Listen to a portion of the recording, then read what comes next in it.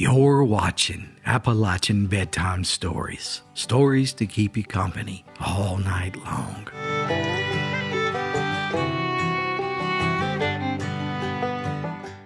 I've been on this gospel way for many, many days. But I know it won't be long till I am gone. And if the Lord would come tonight, I'd be on a one-way flight. Just a twinkling of an eye away from home.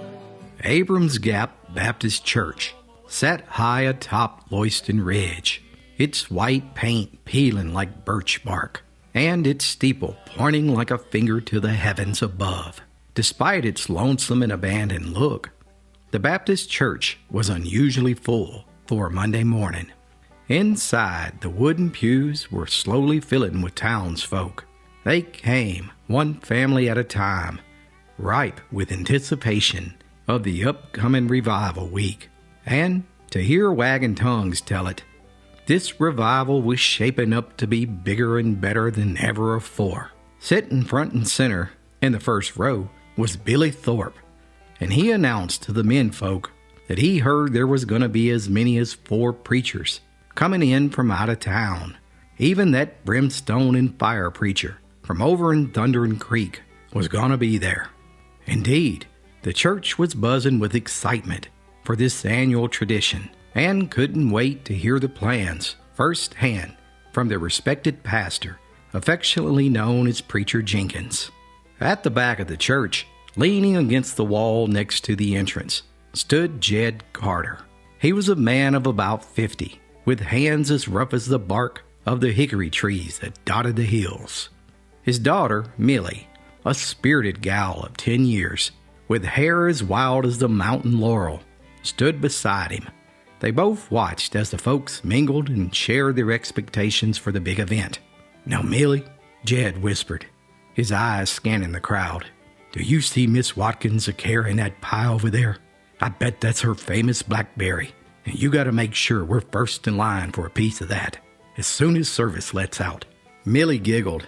"I'll race you to it, Pa."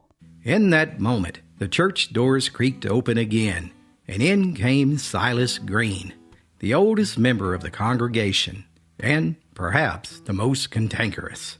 His white hair was as thin as a new moon, and his eyes, they were sharp and questioning, and they missed nothing. "Morning, Silas," Jed called out, nodding towards the old man. Silas grunted, his gaze lingering on Jed with a kind of wary resignation. "Well, looky there," he said in a sarcastic voice. "There he is, folks, Jed Carter, the master builder himself. I tell you, there ain't nary a man alive in Abrams Gap that can ruin something that don't need fixing like this fella here. Jed, I hear tell that you're aiming to change the bell on this old church, the one that my great-grandpap put up when they first built this church.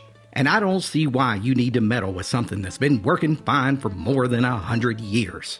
Jed rubbed the back of his neck, feeling the weight of Silas's doubt. "Well, Silas, you're right. It's been a mighty fine bell for many a year. But after that storm blew through here, and an oak tree fell on the bell and cracked it, well, we ain't hearing it as far as we used to. I thought it might be nice to fix it up so it would ring so clear that the good Lord and all his angels would stop what they were doing and listen." The corners of Silas's mouth twitched, a sign that the old man might have appreciated the joke more than he let on. But he only shook his head and moved along to his usual seat by the window. Preacher Jenkins, a young man with more enthusiasm than experience, took his place at the pulpit, and the congregation fell into place and began to quieten down. Now, the truth is, Jed liked this new pastor, and he liked the thought of improving things around the church, and he couldn't help but to feel the stir of something new beginning. In his mind, it was the perfect time to fix up that old bell. It was in the middle of summer, and all the crops were in the ground, and the big revival was approaching. Everybody would be at the church, even those Methodists. "Millie, that old man thinks I can't fix that bell. Well, we'll show Silas Green a thing or two." Just you wait.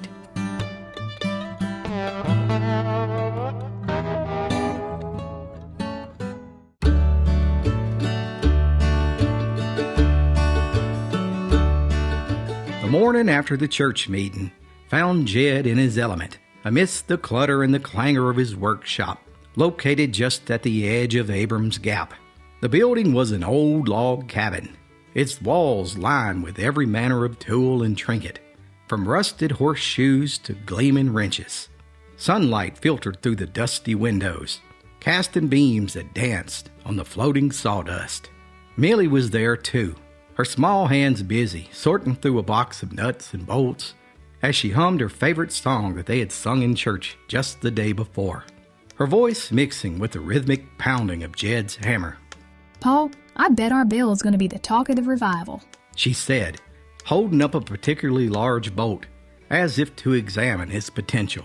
Jed wiped the sweat from his brow with the back of his hand, pausing to consider his work, the skeleton of the new bell system laid sprawled out across his workbench. I reckon it might be, gal, if I can only coax it into singing just right. Now, the design was ambiguous, a series of interconnected gears and pulleys that would allow the bell to resonate with a series of harmonious tones rather than a single clang. Jed had sketched the plans out late into many nights. The vision was clear in his mind, but it was challenging to realize it with the materials he had at hand. As he adjusted a gear, trying to fit it into its companion socket, he continued, "You know, this ain't just about being heard, Millie.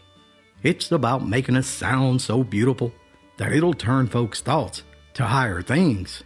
Millie nodded and then placed the bolt down before scampering over to the corner of the workshop, returning with a worn leather strap.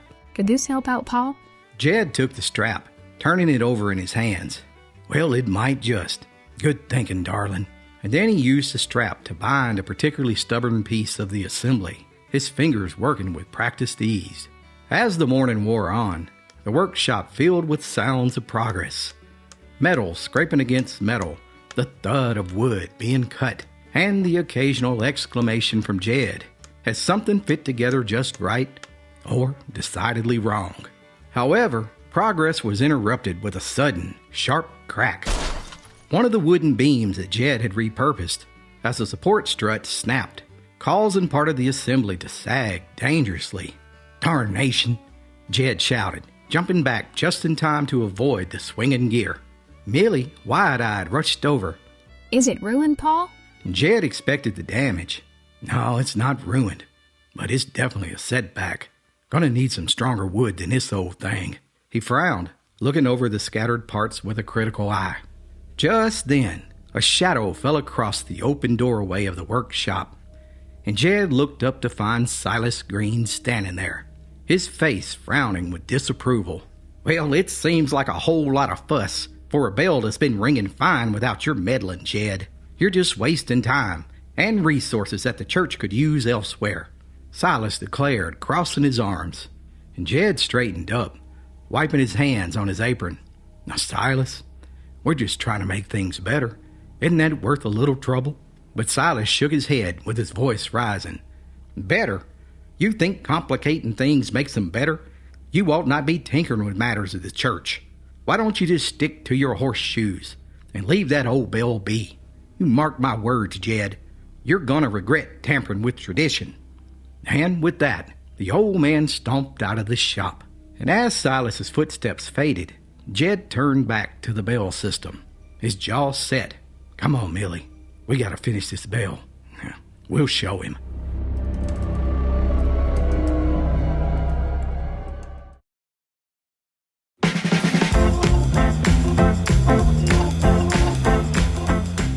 The days leading up to the revival were marked with a feverish pace. Over at the church, the women's ministry had scraped together their egg and butter money and purchased a new rug for the pulpit. And they were busy cleaning the sanctuary, while several menfolk were on hand to replace some shingles that had blown off during the big storm back in the spring. And Jed had just finished putting the final touches on the new bell system. With all the folks at the church, this was the perfect opportunity to showcase that new bell. So, with all the curious eyes watching him, Jed climbed the ladder to the steeple and made a few last-minute adjustments, tightening bolts and oiling gears. Now the system was a complex array of pulleys and levers designed to let the bell chime in harmonious sequences, hopefully echoing across the valleys like a choir of angels. Just then, a small group of church elders, led by Preacher Jenkins, gathered below to witness the first ringing of the new bell. Among them was Silas, his expression just as sour as ever, with his arms folded tightly across his chest. "Well, thank you all for coming," Chad began. "And what you uns are about to hear is just a test, but I believe it'll make our old bells sing like never before." With that, Jed gave a hard pull on the lever, and for a moment there was nothing but the old creak of rickety machinery. Then, with a stuttering start, the bell began to ring. But instead of the heavenly chimes that Jed had imagined, the bell let out a series of noisy clangs.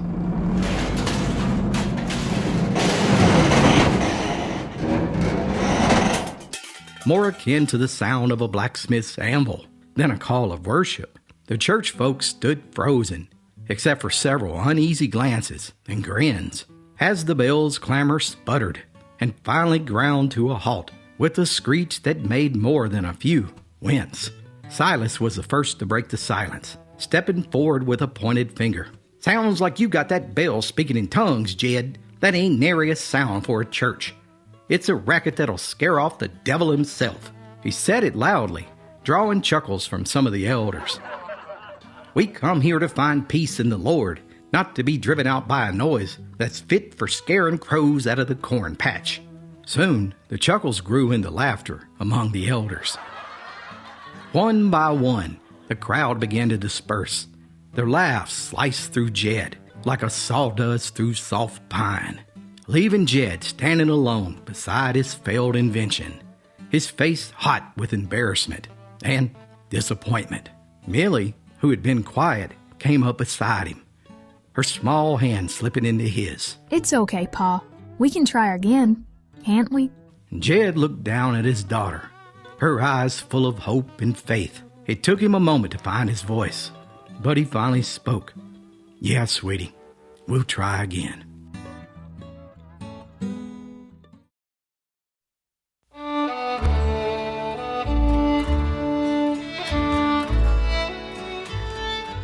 The day after the failed demonstration, the air in Jed's workshop felt heavier than usual. The failure at the church had stung deeply, leaving both Jed and Millie disheartened. They had returned to the workshop to lick their wounds in private, surrounded by the familiar comforts of the tools and timber. Millie, who had been quiet, came up beside him, her small hand slipping into his. As Jed fiddled with the bell's mechanism, trying to find the fault which had turned his dream into a debacle, the sound of approaching footsteps broke his concentration. He looked up to see Silas leading a small group of elders from the church.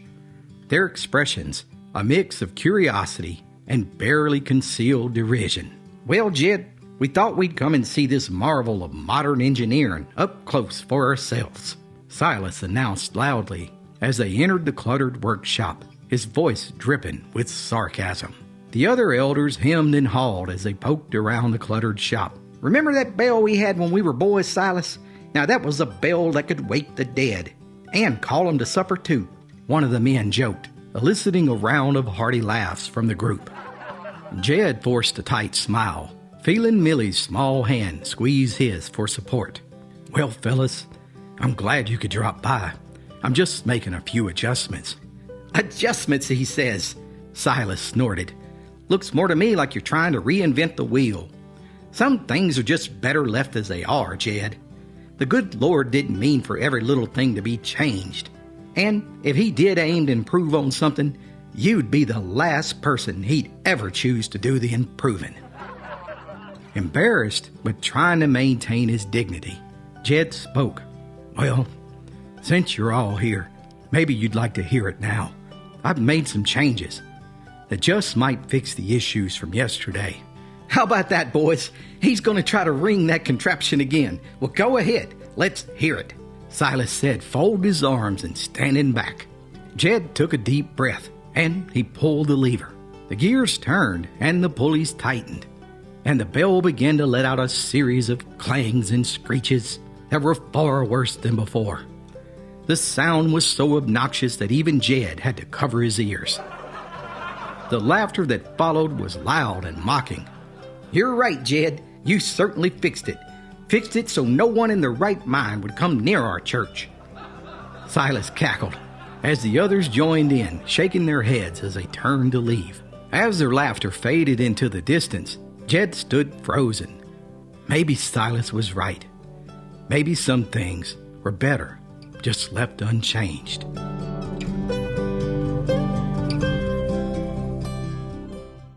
I've been on this gospel way for many, many days.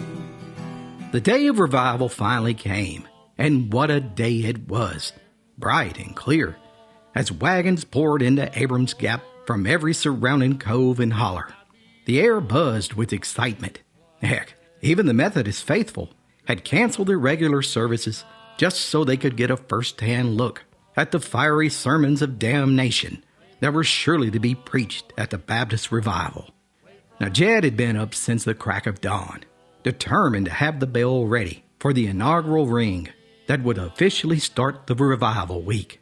His ladder had been propped up against the church steeple since well before sunrise, and his tools were still scattered below on the grass as he worked frantically to install the newly adjusted bell.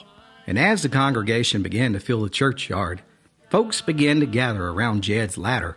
Minutes before the service was set to begin, Silas and his group of old church elders arrived, their eyes immediately drawn to the sight of Jed on the ladder. "Well, there he is, the master tinkerer himself," Silas called out, loud enough for other nearby folks to hear. "Trying to play music for the heavens, are we, Jed? Or we just making sure we all go deaf before the preaching starts?" Laughter broke out and filled the crisp morning air. And wanting to get in one last jab before heading into his favorite spot in the church, Silas sang out, "Maybe we should have just brought earplugs instead of our Bibles today," causing another ripple of chuckles. Jed, high above on his ladder, felt a familiar flush of embarrassment heat his cheeks. And as the laughter continued below, Jed took a deep breath, and he signaled to Millie, who stood ready by the rope attached to the bell's new mechanism. With a reassuring nod from her father, Millie pulled the bell with all her might, and the bell began to chime. At first, a single clear, beautiful note cut through the air, silencing the crowd. Then another, and another. Each tone pure and harmonious, resonating across the valley and over the hills. The sound was unlike anything the people of Abram's Gap had ever heard. It was as if the bell itself was rejoicing, singing praises, and calling to all to come and witness. Amazing grace, how sweet the sound. Silas's laughter died on his lips as he looked up in awe. The sound of the bell enveloped them all. Its beauty was undeniable. Its message was clear. Even the Methodists couldn't hide their admiration. And as the last echoes of the bell faded, Preacher Jenkins approached Silas, his face alight with joy and vindication. "Sometimes, Silas, traditions find their truest expression when we dare to embrace change, brother, and give folks a chance to prove their worth. Wouldn't you agree?" Now, Silas was a man who was never short on words, but he found himself speechless. He glanced up at the steeple, then back at Preacher Jenkins, and he finally nodded, a gruff murmur of agreement escaping his lips. The spirit of revival swept through the crowd, moved by the unexpected miracle of sound. They all filed into the Baptist church with spirits lifted and hearts open, ready to receive the messages of the guest preachers. And Jed climbed down from the ladder, his work finally complete and his heart full. Millie rushed to him, throwing her arms around him as tears of happiness shimmered in her eyes. You did it, Paul. I knew you could. Yes, Millie, we did it. We sure did. Oh, happy day. Oh, happy day. Oh, happy day. Oh, happy day. When Jesus was. When Jesus was. You know he was. When Jesus was. When Jesus was. When Jesus was. My sins away. Oh, happy day. Oh, happy, happy day. Oh, happy day. Till this very day, old-timers still talk about the best revival there ever was, down in Abrams Gap. And thanks to Jed Carter, those bells can still be heard, echoing through the mountains, till this very day. Happy day. Oh, happy day. When Jesus was. You're watching Appalachian Bedtime Stories, stories to keep you company all night long.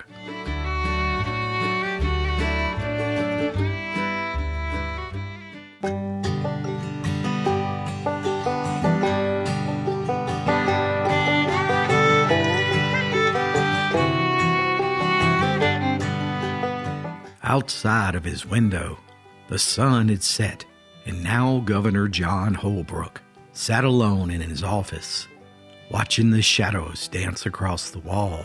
His private secretary had gone for the day, and the few remaining office workers were busy making their way to the parking lots. The governor was tired and weary from another long, hard day's work in West Virginia politics, and now he could finally lean back lazily in his chair and soak in the silence that surrounded him as his mind reflected back on the day's events. He thought of those eyes again. He couldn't seem to get them out of his head. Earlier that day, the governor had been over to the state penitentiary, and as he made his way through its gloomy walls, he happened upon a convict being led back to his cell by a couple of stout guards. The convict was defiant. He had just been given a good thrashing, and as he slouched along, suddenly the governor stopped him. For some strange reason, he was attracted by the criminal's face, and he proceeded to ask the man what the trouble was. "None of your damn business," growled the young man sullenly. "Boy, you best shut your mouth, you fool. That's the governor you're talking to. Now show some respect," said one of the guards. "If you backsass him again, we'll take you back there and give you a little more old hickory to help you get your mind right." "I don't care if he's the governor. I don't expect nothing from him. I don't need no favors from him or nobody else. Let me go to my cell."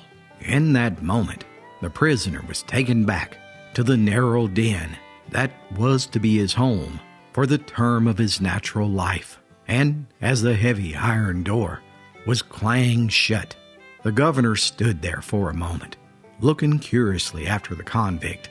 "Well, who is that man? What's he in here for?" "His name's Jim Smith. He's up from Greenbrier County. Murder. Yep, he's a lifer," responded the guard. "He's a tough nut. Ain't even 30 years old yet, but he was always in trouble till he got in here. I'm from Greenbrier myself, and I know him. Yes, sirree. He's a bad egg. Killed his daddy, and that old man, well, he was a hard case too. Word is they got into some sort of family ruckus, and the first thing Jim done was to shoot his paw. Now, the jury would have hung Jim, but his daddy was such an afeared and mean man that they thought Jim ought to be allowed something for ridding the county of him. So they gave Jim a life term." That was all that had occurred, but the governor had taken a good look at the prisoner's face. For some reason, he was sure it had been a fine face once upon a time, and even now it wasn't wholly bad. If he would drop that look of defiance, it would be a very good-looking face indeed. And those eyes, certainly, thought the governor, he had seen those eyes before. He racked his brains, thinking about them all day, and somehow, out of the dim, misty memories of childhood, his mind drifted back to those hills of East Tennessee where he had spent his youth, there appeared a pair of eyes, strangely like the ones of the convict. It was strange, but all of a sudden he couldn't help but thinking of an old apple tree in full bloom and a white face with those eyes, but he couldn't make sense of it all. Just then, there was a timid knock at the door, and the figure of a frail-looking old woman entered through the doorway, slowly, like she was half afraid to do so. "It's after office hours, ma'am. You'll have to come back tomorrow." Well, yes, sir. I understand. It's just, I've been trying to see the governor for 3 days now. And every time I'm here, he's been too busy. Well, anyways, I'm sorry to bother you, sir. I'll come back again tomorrow. Just as she started to go, a ray of light from the hallway flashed into the office, and on her withered face, there were those eyes again, and the visions of apple blossoms. "Well, wait a minute, ma'am. I'm the governor. It's just that it's unusual to attend to business at this time of the evening, but come in for a moment, and I'll make an exception in your case. What is it you wish?" You're the governor? "Yes, ma'am, I am. Please tell me what I can do for you." The woman unrolled a grimy paper and handed it to him, and in the dim light, the governor could see that it was a petition for a pardon. And as he strained his eyes over it in the twilight, the poor little woman in the rusty dress sat with clenched hands and wildly beating heart, waiting breathlessly. "Well, let me see here. Jim Smith, Greenbrier County, convicted of murder. There's not many names on this petition. On what grounds do you base this claim to executive clemency? From all I've heard, this case is a particularly horrible one. The man killed his father, and, moreover, Smith is a man of bad reputation in the county which he came from." It's not so. It's a lie. He's always been good to me. And the man he killed was not his father. He was his stepfather, and that wasn't shown at the trial. You see, we didn't have no money to get a lawyer, but my boy Jim was always kind to me. And the truth is, well, he's all I've got left but my happy days before I married that drunken brute. Please, Governor, my boy Jim is all I have in this world. "Well, I'm sorry, ma'am. I don't see that this is a case that I can interfere. There's no showing made of extenuating circumstances." No extenuating circumstances? My God, if you want to know of extenuating circumstances, well, I'll tell you of them. I killed that man myself, and my boy Jim just lied and said he did it to save me. That man was beating me, like he always did when he was drunk. And, in desperation, I snatched up the pistol. I didn't mean to kill him. I just wanted to hurt him, and made him leave me alone. He was about to hit me again with a stick, when I closed my eyes and I fired.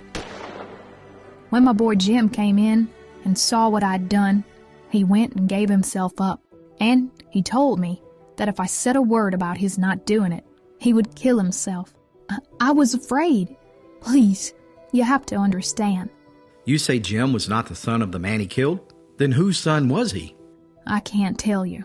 When I was a girl, I lived in Tennessee, and I was pretty then. Everyone said so. But anyhow, that don't really matter now. But before the war, when I was still young, I had a sweetheart. He was a poor boy named John, and he worked on an old farm near where we lived. He didn't have any family since all his people had died, and when that war broke out, he went to fight, and he promised me that he would come back for me, and I trusted him and believed him. Yet I never saw him again, but I still remember well the night he went away. It was in the springtime, and we sat in the grass underneath the old apple tree down in the orchard.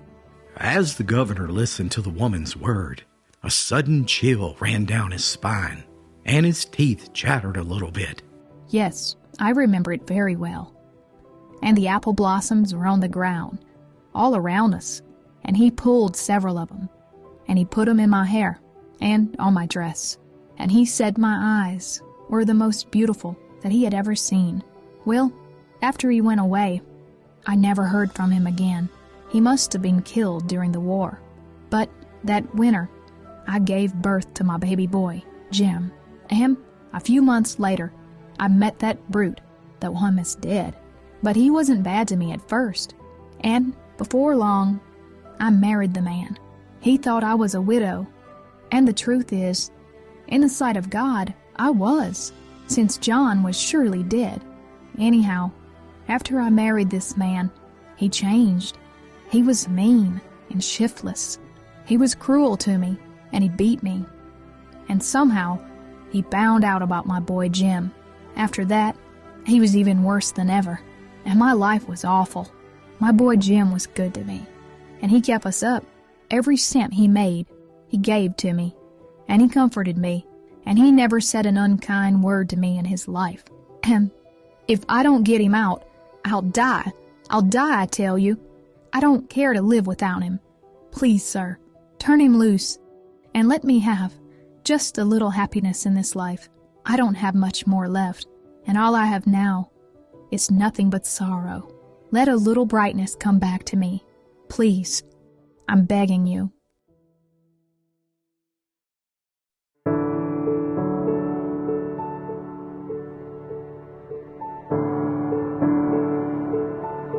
There was a long silence.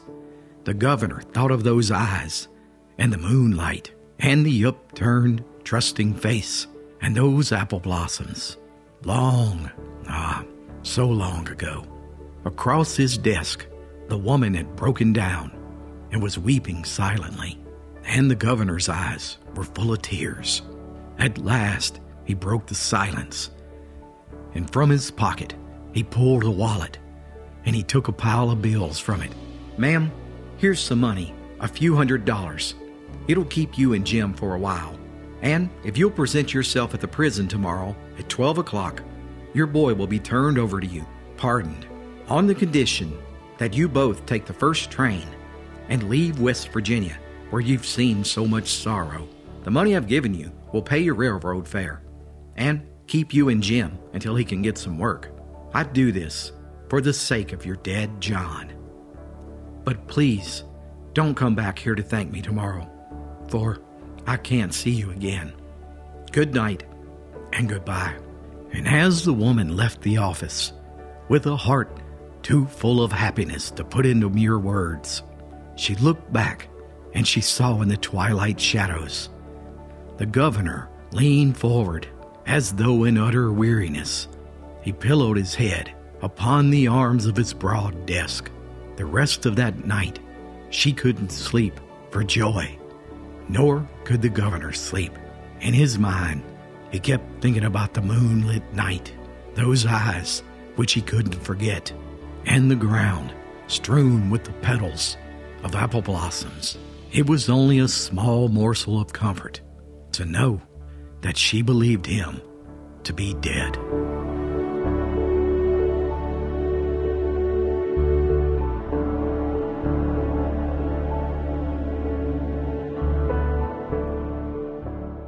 You're watching Appalachian Bedtime Stories. Stories to keep you company all night long.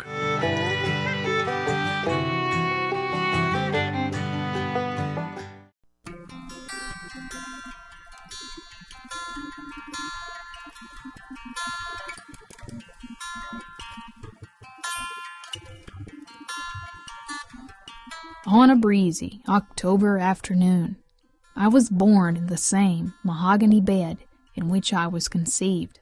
The bed stood in the largest room of a 2-story cabin on a road that dead-ended at our house and ran behind the mill pond towards Hillsville, Virginia, and the Appalachian Trail.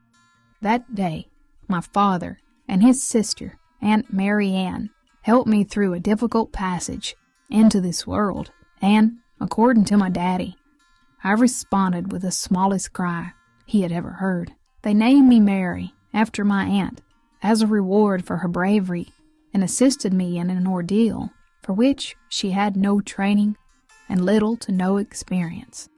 My pa had spent his entire life building a dairy farm, one that he said was the finest in Carroll County. He purchased an incubator to speed up the production of hatching chickens, and his cows were producing some of the finest grade A milk. He was a hard-working man, and he was always thinking about the future. Yet, dark clouds were on the horizon, all across America, and Appalachia was no different. All of the banks were going belly up.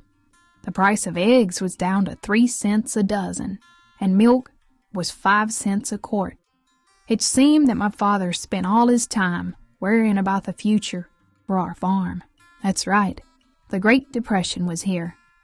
Up there in New York City, folks were jumping out of windows because they had lost their fortunes when the markets crashed.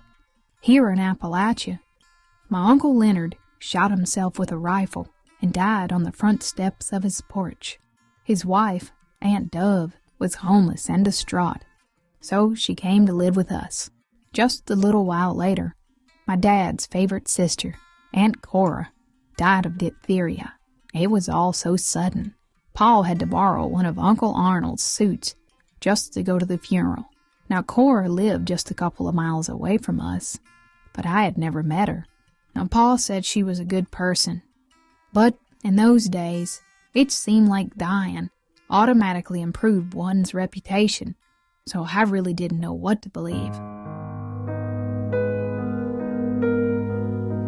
My mama was always sad-eyed, and all of these events sank her deeper into depression. Sometimes she would go into the parlor and play the piano. All of us kids would gather around her and sing. It seemed like all the songs that she played were about heartbreak and hopelessness. Even when Mama played hymns at the piano, they were all sad. I always felt like my mama wanted to die, and sometimes she would threaten us kids that she would walk out and just leave us all. My brothers and my sisters would begin crying and beg Mama not to die. Sometimes, when Mom and Paul were talking loud at night, they woke up all us kids. We were always trying to figure out if it was regular talking or arguing. To tell the truth, we all feared that Mama might just run away to the mill pond and kill herself. I'd tried to imagine heaven as having squirrels in the trees and cows nursing while grazing in a meadow. I'd been taught that God sees everything from his place in the sky, and there he was, checking on me through the kitchen window. But to me, God's face looked cold and stern, and heaven, it seemed like a distant and lonely place. Sometimes I would hear Mama talking to Aunt Dove about how she felt having 6 children, pulling at her apron strings, always needing something that she couldn't give them. She complained about doing things that most folks took for granted, and one time they were stringing beans together on the front porch, and I hid behind the sewing machine and listened to their conversation. Mama told Aunt Dove that she had been having visions of seeing her dead mother walking up the road from the mill pond. No, she missed her something awful. Aunt Dove took a pinch of snuff from a small can and pressed it along the lower gums and began speaking. Now, I know you're a good and faithful wife.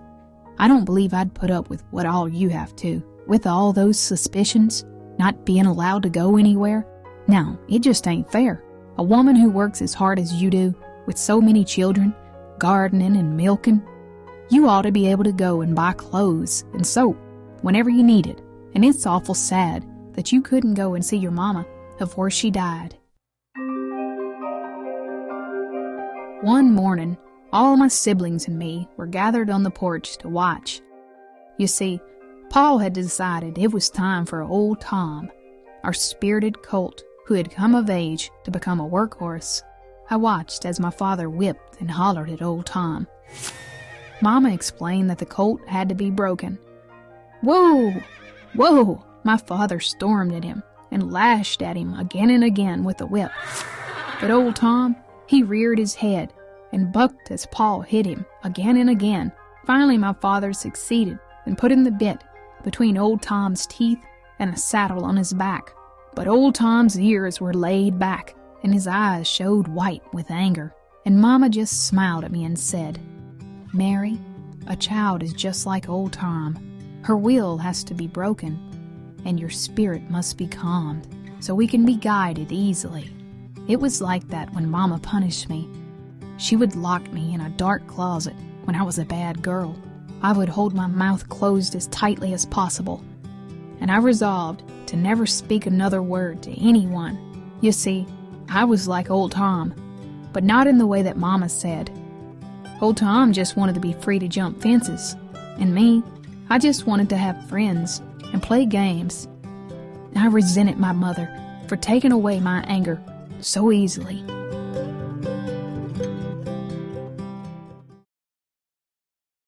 There I was. I was only 4 years old.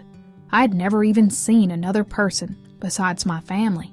Of course, I knew that we had kin that lived a few miles from us, but I had never seen them. One morning, 3 young girls on a pony came down the road to our yard. All 3 of them had on pretty blue dresses with anklets and blue designs on them with leather shoes. My sister Helen and me stood on the porch, grinning from ear to ear before we finally ran to them, and they even let us pet their pony. Yet, within a few minutes, Mama called from the back door, "Get in this house now!" "But why, Mama?" I asked. "I'm your mother. Don't you ever ask me why." That's the way Mama was. She would always make us kids come inside the house whenever folks came down the road. Sometimes I would pull the curtain aside and watch them pass by, but if Mama caught me looking, she would scold me. However, sometimes I would catch Mama staring down the road too, with lonely eyes. Now, we never even knew the girls' names, so we just called them the 3 blue girls whenever we spoke of them. I imagine that they must have come from a brick house, with flowers in the yard, with lots of other happy children. Heck, they must have gotten new dolls every Christmas, and I bet their mothers wore hats made of ostrich feathers. Whenever me and my sister would play, we would include the 3 girls in all our make-believe stories. And I waited for them to come back one day, but they never did. As the Great Depression rolled on, it wasn't long before Paul began to look for another farm, because he said we might end up in the poorhouse if we stayed there.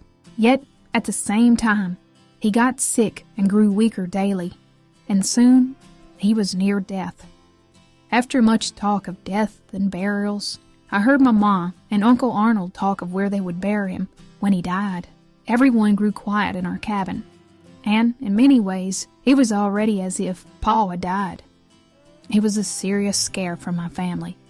But somehow, after some time, he regained his strength and recovered. One morning, I looked out the window, and I saw Paul examining the sky for the shapes of the clouds and the shape of the moon. He always did this during the planting and harvesting seasons. He would note the direction of the wind and predict the weather. Yet now, he was trying to decide if the family should strike out and move for the new farm. I remember that it was so cold that the bucket of water in the kitchen was frozen. It was a risk, but Paul said we had to go now, because the snowstorm was heading this way, and we could be snowed in for weeks. Just like that, my family was on the move. Heck, we were about as organized as a haystack in a tornado, as everyone looked for things to wear on the journey. The wagon was soon loaded up with all our furniture. We hitched old Tom and old Rhonda to the front of the wagon that carried all of our earthly possessions as we struck out for a new home on Coon Ridge. This was the first time I'd ever left home in my life. The wagon led the way, while the rest of us kids followed on a dirt road with deep, frozen tracks all morning until we came to a fork in the road and turned off to a smaller road, which ran along Coon Ridge. As the ridge became more elevated, the wind blew colder and stronger. There were several houses, but there were no people, so I ran up to catch Paul and I pulled on his overcoat. "Where are all the people?" I asked. Paul stormed back at me. "Stay back there with your mother." And then he turned to look at me as I stood, letting the wagon pass. "A person would have to be a damn fool to go out on a day like this, unless he had to." By noon, A few snowflakes fell like the feathers from a molten bird, lingering in the air.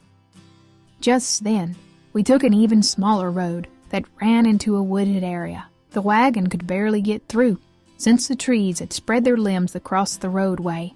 Once we finally got to the clearing, I saw our new home. It was a gray, L-shaped house that was weather-worn and plain. The longer part of the L paralleled the road and sat on a slope.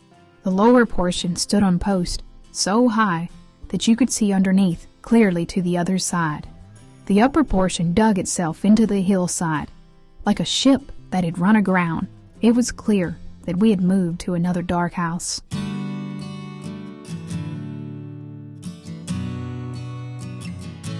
That night, we all huddled around the fireplace. As the wood sparked and popped, the fire threw shadows on the walls. As we all hoarded its heat on our clothing, to our delight, a little mouse came out of a hole near the chimney, and he inspected the new residence of his home in the flickering light. He cleaned his whiskers and satisfied his curiosity before returning to his home. Soon, it was Christmas, and all of my siblings walked through the deep snow to the edge of our property and took turns sawing down a Christmas tree. When we drug it back to the house, it was too big to fit in the room, so Paul cut it down the sides while Mama boiled some molasses to make candy and cookies. She was even in a good mood. My sisters and I took turns with scissors, cutting out snowflakes and paper ropes to decorate the Christmas tree. I can honestly say that Christmas carried a mystical happiness. The tree was so colorful, and it scented the air. The drab room had become magical, as the fireplace and the kerosene lamp sent shadows across the room that flitted about like friendly ghosts. Soon the stories blended together about Santa and baby Jesus and sent all of us into the realm of miracles and mystery. This was the happiest Christmas I had ever known. Mama had made cookies and candies, and me and my sisters, we finally got the kind of dolls we had always wanted. They were made out of china, with blue eyes and just a bit of hair painted on. Even the arms and the legs were movable. I got an orange to eat in my stocking for Christmas, and I had a hard time deciding whether to peel it and eat it by sections or to just poke a little hole in it and suck on it slowly. I finally decided on the latter, and nothing had ever tasted so good.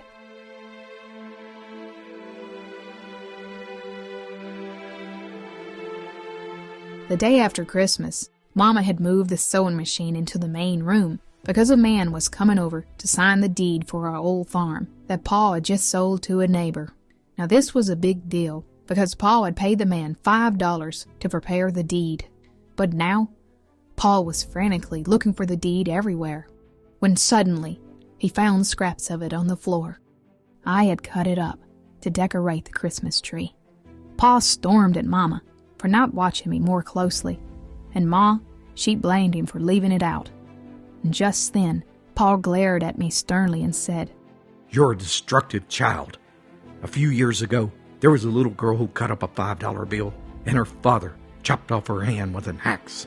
He bit down hard into a plug of tobacco, wrenched it with his clenched teeth, and he stormed his way to the door before slamming it behind him so hard that the walls of the room shook. I held tight to my right hand. Paul had been merciful. He hadn't even touched me. Mama didn't even switch me. But somehow, I felt worse than I'd ever felt in my life. Just like that, the magic of Christmas was over, and so was another chapter in my life.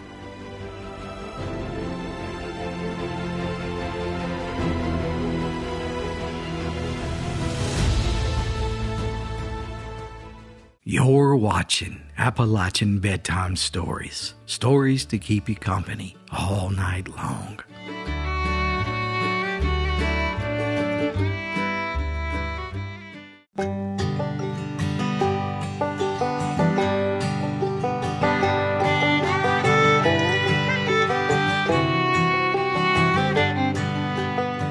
After supper was over, 20-year-old Samuel Mullins changed from his rough clothing for the only clean set that he owned.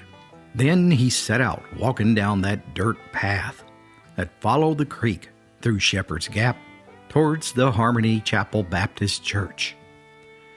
It had been a long, blistering hot day, working in the hayfield. Sam's back ached, his arms were sore, but this was no time to rest, since it was Wednesday night, especially considering that on the white wooden steps of that old church a mile away, Doris Jenkins was surely already there, waiting for him. And in Sam's mind, there was nary a finer way a fella could possibly spend the evening than with a gal like Doris. Before long, Sam crossed the creek bed for the final time, and he walked through Old Man Hoskins' pasture, across from the Baptist church. He saw Doris from afar, with her pink calico gown, making a bright spot against the whiteness of the steps. It was just after sunset when he finally made it to the church, but the sky, it was beautifully painted with rosy clouds still in the west. Truth be told, Doris wasn't the prettiest girl in Shepherd's Gap, but she had a smile that meant the world to Sam, and it was worth the long walk just to see it again. Everyone in Knox County knew that young Sam and Doris were actually lovebirds. Yet the pair was extremely shy and awkward in the expression of their deep, mutual feelings between them. Their very loneliness, while they were just a boy and girl down at Island View School, had drawn them to each other. Sam was an orphan, and Doris's pa had long since married a woman who resented Doris's very existence. You see, life wasn't a fairy tale in Shepherd's Gap. Matter of fact, you might say that both Sam and Doris had a grudged life, up to the time each was able to work. Then came the days of toil, with little to enliven them or to inspire aspiration. Yet, stranger things have happened than that both should be absurdly ambitious. You see, in Sam's family, his grandpa had been a devout Christian man, well educated for his time, and not without power in his oratory skills. And for 41 years of his life, his brimstone and fire sermons came from the pulpit of Harmony Baptist Church, so hot with his passion for the Lord that the soles of the faithful's feet would stick to the floor, and the pews themselves would begin to heat up. Each Sunday, a bounty of souls would be saved because of the old man's preaching. Everyone in Shepherd's Gap was sure that the old man's son, who was Sam's father, would fill in the old man's role as pastor when he went on to glory. But it was never to be, because Sam's father, he possessed none of the old man's godly ambitions or aspirations, and the doors of the Harmony Baptist Church had been closed ever since, and its sanctuary, that had been filled with praise and worship, was now silent. And tonight, just like most every other night, his grandson Sam sat on those church steps alongside his sweetheart, the very same steps where Sam's grandfather had lifted up his voice so many times in the days of the past. They seemed little nearer to the fulfillment of their hopes than before. Physically weary, Sam's spirits wavered. It was all he wanted, you see. Sam dreamed of reopening the doors to that church. For Doris, the 18-year-old girl had long dreamed of a home different than what her own life had been. She dreamed of peaceful days, of thrifty management, of love, of being kind to those around her. She entered enthusiastically into Sam's ideas. She had always supported him and encouraged him from his boyhood to his daring dreams of success. If only I had somebody to teach me. If I had money, I could go to the seminary down in Knoxville and learn how to be a preacher. But I'll never have enough money to pay for it. Heck, I don't even have a church that can sponsor me, and I can't figure out how to do it alone. Well, what in heavens do you mean? How are you going to do it on your own? You're never going without me. No one has stood by your side or believed in you like I have. And we're not going to give up Samuel Mullins III. I've got a little money hidden away, you know. Well, I guess we can't do anything until the haying's over. But as soon as it's done, I'm going to go up and see.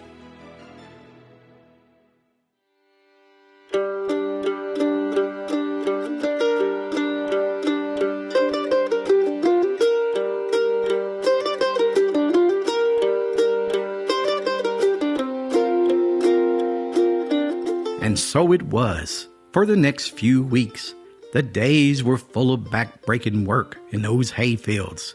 And then there were those endless nights of dreaming and planning on those church steps before finally the work was done and the stalwart country lad gathered his courage to travel down to the big city of Knoxville, dressed in his best tattered clothing. Upon his arrival, he promptly interrupted a meeting of the faculty at a certain college and theological seminary. He came in asking shyly for entrance into the college, with little money and no church influence to back him. And as Sam stood there before those men, dressed in their suits and their fancy clothes, he froze up for a moment, and the professors, well, they just looked down their noses and took little notice of the rural boy. They just stared at him. Finally, Sam found the courage to speak. The spirit of his grandpa seemed to flow through him. He told of his dreams that he had had for years, his toil, and also of Doris, her interest and encouragement. Somehow, the mountain boy's sincere words and faith just poured out of him. And exactly how that happened, Sam had no clue. And when he was finished, the faculty said little. But as the old president walked from the great hall to the library afterwards, he couldn't get Sam's words out of his mind. The young man, it seemed, so sincere. So what that he didn't have money? Wasn't it his godly command to help those in need? Finally, the president said to the professor of Greek, who was walking alongside of him, "It's been a long time since I felt that a lad had such a clear call. In fact, I had been wondering if there was to be no more inspiration in the youth of today." And after consideration, the school promised Sam shelter in a part of a house on the campus. Oh, he went back to Doris, triumphant. Now was Sam's chance to become the very sword of the Lord. His return to Shepherd's Gap was filled with whispers of the young boy becoming a man, going to college, and of his projected wedding to Doris. And such prospects for a boy of no property caused the wildest excitement. Doris, too, was poor, but as the mountain women have always done, they did all they could to help the teenage girl prepare to become a godly woman and a preacher's wife. Her setting out was discussed far and near, and there were many presents from women all throughout the cove who thought that by helping her out, they were given directly to the Lord. Meetings were held to help her learn how to sew, and from one of these gatherings grew the idea that afterwards caused such a sensation at the college. Meanwhile, some of the menfolk had chuckled at the very thought of the farmer's boy going off to college to get a sheepskin to become a preacher. After all, just where was he going to preach? Harmony Baptist Church had been closed for years, and it was a dead building. The small country church, with its pulpit reached by a winding stair, its benches black with age, hadn't been open for many years. Even though, before long, a sentiment began to grow amongst the womenfolk to open it one Sunday during the summer. And Sam, well, he was asked to conduct a service by a committee of elders in the community. Sam wasn't so sure, though. Well, I can't just preach it. I'm just now starting college, and I don't have any experience. All I've ever done is plow from sunrise to dark. Heck, I don't even know what I expect to learn in college yet. So Sam kindly declined. Man, it'll be 7 years before I'm fit to teach the word of the Lord. But just then, the owner of the general store, Ted Watkins, a lifelong friend of Sam's grandfather, spoke up. The Lord will tell you what to say. Just have faith in the Lord, son. So Sam promised to think on it, and he obliged to give him an answer the next day. But first, he had to go see Doris. And I tell you, there was no happier woman than her in those days.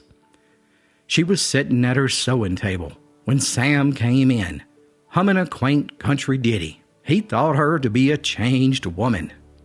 Surely, she had never seemed so pretty in the olden days of toil and anxiety. And she listened intently as Sam told her what the people had asked. Its full meaning dawned upon her. You can do this, Sam. I know you can. I believe in you, and I know how proud your grandpa would be too. Think of it. This will help you and everyone who lives here. The very thought of fellowship in that old church, after all these years, I'm absolutely sure that it will be beautiful. But what will I preach? I've never written a sermon. Sam, there won't be nothing expected of you, nothing that you're not ready for. No one expects you to talk of great things from around the world. And Lord knows, there's plenty to talk about right here. Don't preach all high and mighty like. Everyone here in this cove is just common men. Talk man to man. And Sam, don't forget to talk a little to us women too. We need God. So with that, Sam and Doris walked down to the gate together. There was an old sugar maple tree there, and he leaned down and kissed her solemnly. Doris, I'll do it, but you must wear your bride dress, and I want you to sit all alone on the front bench.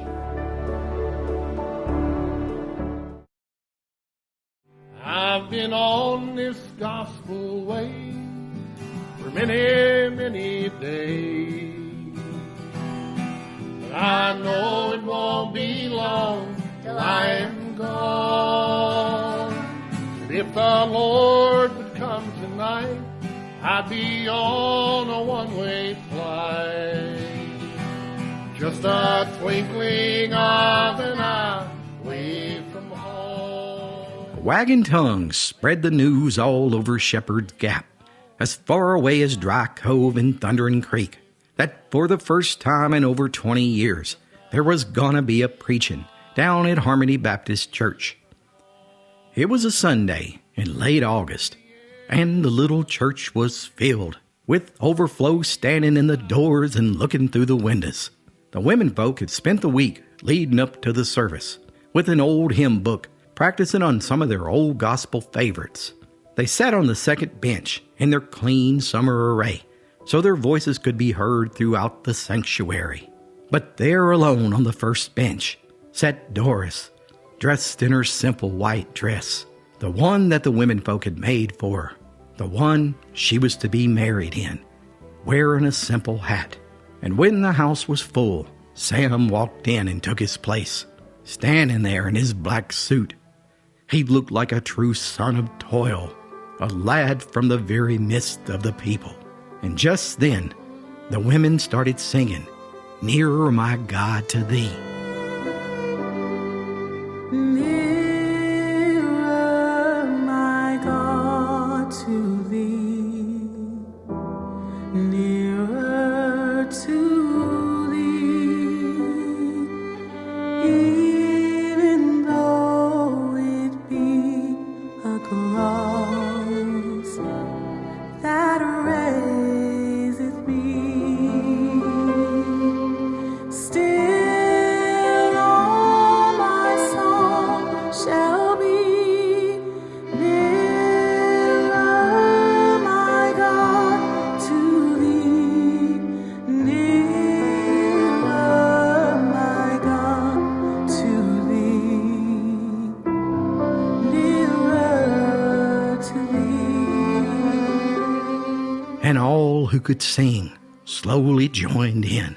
And then Sam read, not too well, but a portion of the book of Matthew, summoning all the courage and faith he had within him. It was a simple message of God's love and forgiveness. Afterwards, he stepped down from the pulpit and stood amongst the flock. Oh, and what a sermon it was! there was nary a dry eye in the room. And just then, an old spirit that had been missing for so long filled the building. Glory be to God. The Holy Ghost was once again filling the sanctuary of Harmony Baptist Church. Now Sam, he's a great preacher now, and his and Doris's dreams were nothing in comparison to God's reality. They still talk about him down in Knoxville, at the college of his hard study, Doris's aid and comradeship, and of the wagon load of provisions that came to him every few months down from Shepherd's Gap. They still tell of Sam's gift of speech, his honors, and what a credit he is to the college. And somewhere out there, Sam's grandpa, I know he's just looking down and smiling, standing beside his blessed Savior in glory. Well done, Sam. Well done. Nearer, my God, to thee, nearer to thee. You're watching Appalachian Bedtime Stories. Stories to keep you company all night long.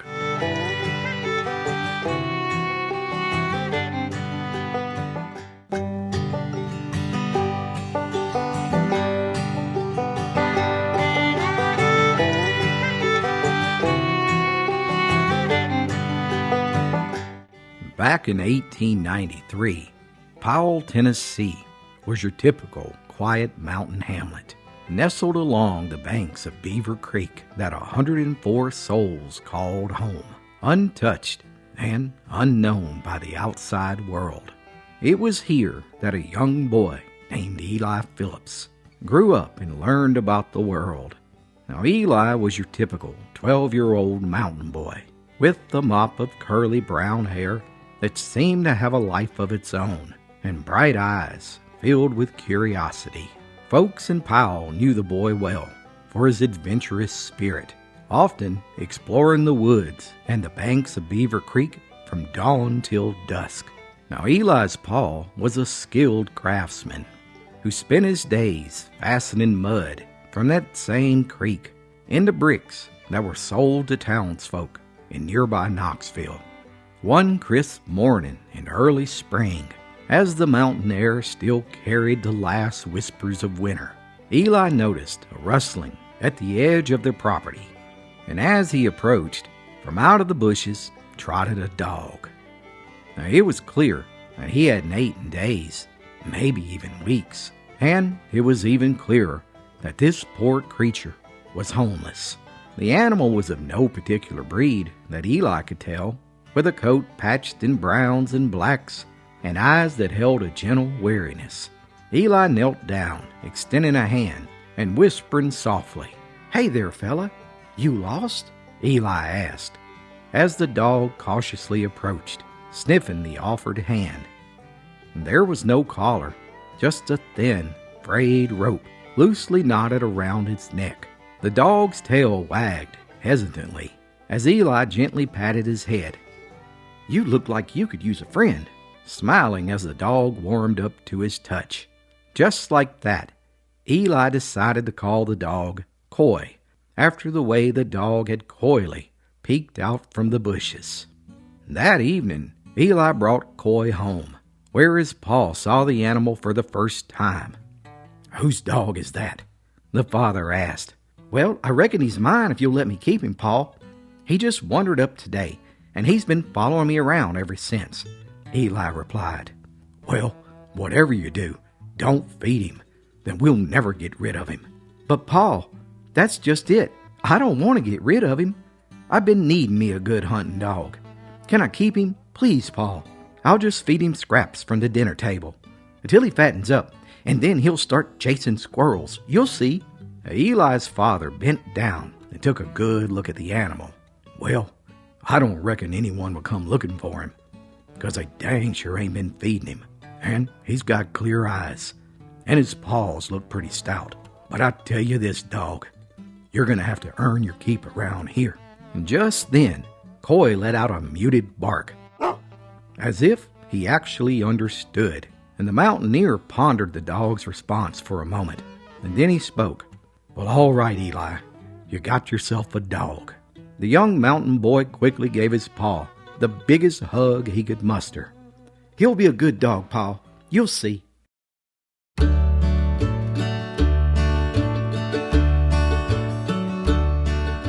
In the days that followed, Coy accompanied Eli everywhere on his explorations. The dog proved to have an uncanny sense of direction, and a good nose on him too, treeing coons and flushing quail. The bond between the two grew. They learned each other's rhythms and moods, communicating through looks and gestures, as if they shared their own secret language. Eli taught Coy commands and tricks, while Coy showed Eli hidden spots along the river and in the forest where the wild berries grew thickest and the fish bit the hardest.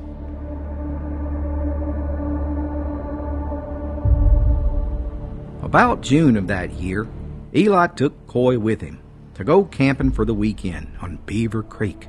The weather looked promising enough, but you see, storms in these mountains, they have a habit of popping up without little warning, and they can be intense. And as the two friends set out that morning, Eli noticed that Coy seemed a bit reluctant, with his ears twitching and his eyes fixed upon the sky. "What's wrong with you, boy? I go camping all the time.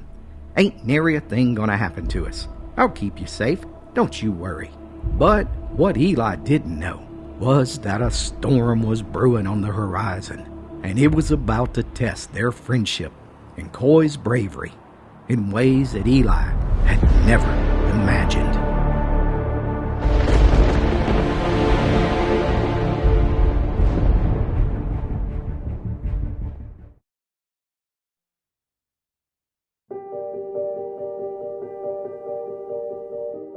By noon, Eli and Coy had been wandering along the banks of Beaver Creek for hours. The water was calm and glistened with the reflection of the summer sky. Occasionally, Eli would pause and skip a couple rocks across the surface, laughing as Coy barked and chased after the ripples. "I bet you can't catch this one, boy," Eli teased, throwing a particularly smooth stone that sailed far across the water. Coy darted along the bank, his eyes fixed on the splash, before looking back at Eli with a playful growl.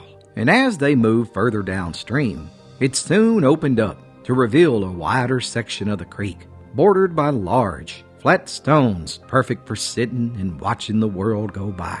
So the two copped a squat and ate some berries that Eli had found along the way. While they ate, Coy's keen senses noticed a cool change in the breeze, and the temperature began to drop, and he let out a soft whimper. Just then, Eli took notice of the rustling leaves and the clouds that began to roll across the sky. "Looks like we might get a taste of rain, Coy. That'll cool us off right nice-like." Coy perked up his ears, but his body was tense as he sniffed the air. His nose was twitching at the scent of rain and something else. Something that made him uneasy. Despite Coy's apparent anxiety, Eli was reluctant to head back home. You see, Beaver Creek had always been one of his favorite spots, and Coy, however, seemed to sense danger more acutely, and he began to pace back and forth, whining softly, his eyes never leaving the darkening horizon. He nudged at Eli's hand with his nose, a clear sign of his discomfort. All right, we'll go in a minute," Eli finally conceded, watching the first flashes of lightning as they streaked across the sky, followed by the distant rumble of thunder. Yet, you see, the storm was moving way faster than the young mountain boy realized, and what begun as a simple camping trip between the boy and dog was about to take a drastic change. As they packed up to leave, the first heavy drops of rain fell, pattering loudly on the leaves above, and within moments, the wind began to pick up, sending shivers through the trees. Eli picked up his backpack and slung it over his shoulders, as Coy stayed close, with his body pressed against Eli's leg. "All right, Coy, let's head home. It looks like this might get rough." Together, they hurried along the trail alongside of the creek, but the rain quickly turned into a downpour, reducing visibility and transforming the dirt into a slippery mess. Without warning, the stream of Beaver Creek that had once been a trickle was now swelling into rushing torrents, cutting off their usual route back home. "Coy, I know another way. Follow me, boy," Eli shouted over the roar of the wind and water as the mountain boy set out down a new narrow path that was even closer to the water. And within moments, the unthinkable happened. Eli, his foot caught on a hidden root that was slick with rain as he slipped and fell. With a shout, he fell towards the surging creek that was now a small river. And in an instant, Coy was right by his side, his teeth gripping the back of Eli's jacket and pulling with all his might. But Eli's grip on the slick, moss-covered rocks was precarious at best, and suddenly his heart was pounding against its ribs as the thunder rolled out above. Coy, with a determination that belied his size, held firm, with his paws scrambling against the wet rocks. His eyes were fixed on Eli, filled with an unspoken promise to not let go, as the cold water lapped at Eli's feet, pulling at him greedily with swirling fingers. "Hold on, Coy! Hold on, boy!" Eli shouted, his voice barely audible over the roar of the storm. But the river was relentless as Eli slipped closer and closer to the edge. In that instant, Coy adjusted his stance, planting himself as firmly as he could against the rocks, his muscles straining under the effort. He pulled again, harder, his body shaken from the strain. And Eli, feeling Coy's pull, managed to crawl slightly upward with his fingers, digging into the mud as the rain hammered down. Just when it seemed that Coy's strength might fail, Eli's hand found a jagged rock above him, and with a desperate lunge, pulling himself with all the energy he had left, as Coy kept a grip on the boy's jacket. Together, they clambered up onto a small patch of earth that rose above the swollen river, and there they collapsed, with their chests heaving, soaked to the bone and trembling, and not just from the cold, but also from the adrenaline that was still rushing through their veins. "We made it, boy," Eli gasped, wrapping his arms around Coy. They were safe, but it wouldn't be for long, as both of them soon realized that the patch of land they were standing on was now an island, cut off from both banks, with water raging around both sides as daylight began to give way to darkness.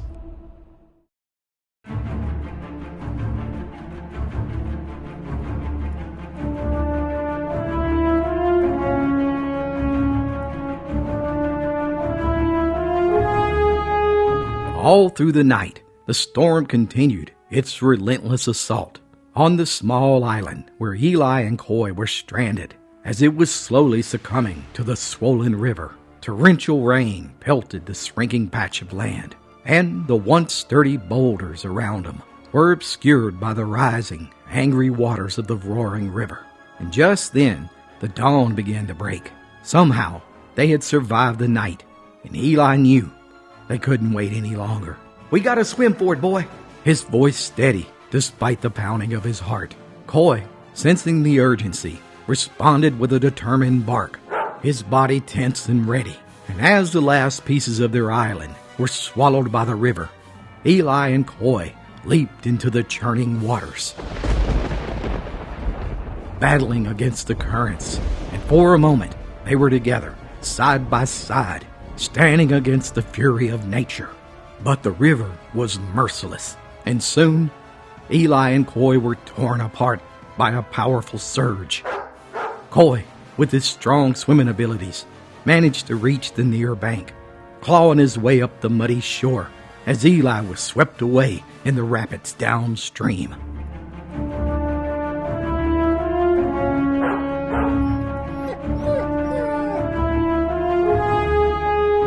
But the faithful dog's eyes tracked Eli as he was swept away by the current, and in an instant the dog was racing along the bank, keeping pace with his friend With all his might, the dog ran, fighting to get ahead of Eli, just up ahead where there was a curve in the river.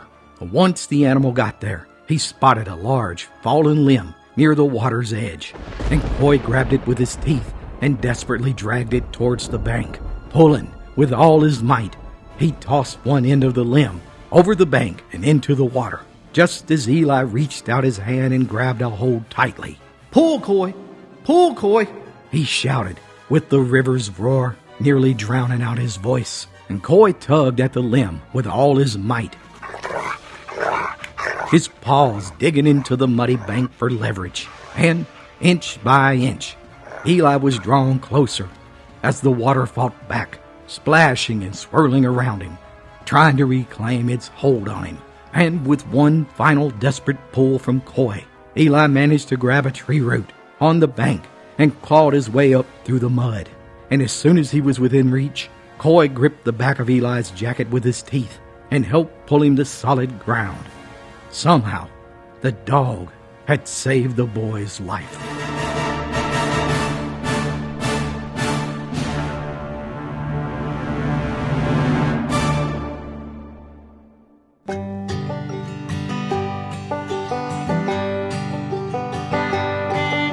From that day on, Coy and Eli were inseparable.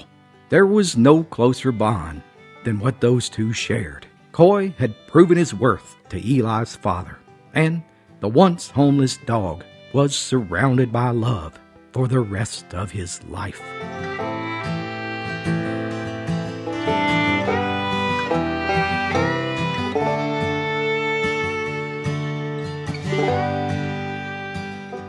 You're watching Appalachian Bedtime Stories. Stories to keep you company all night long.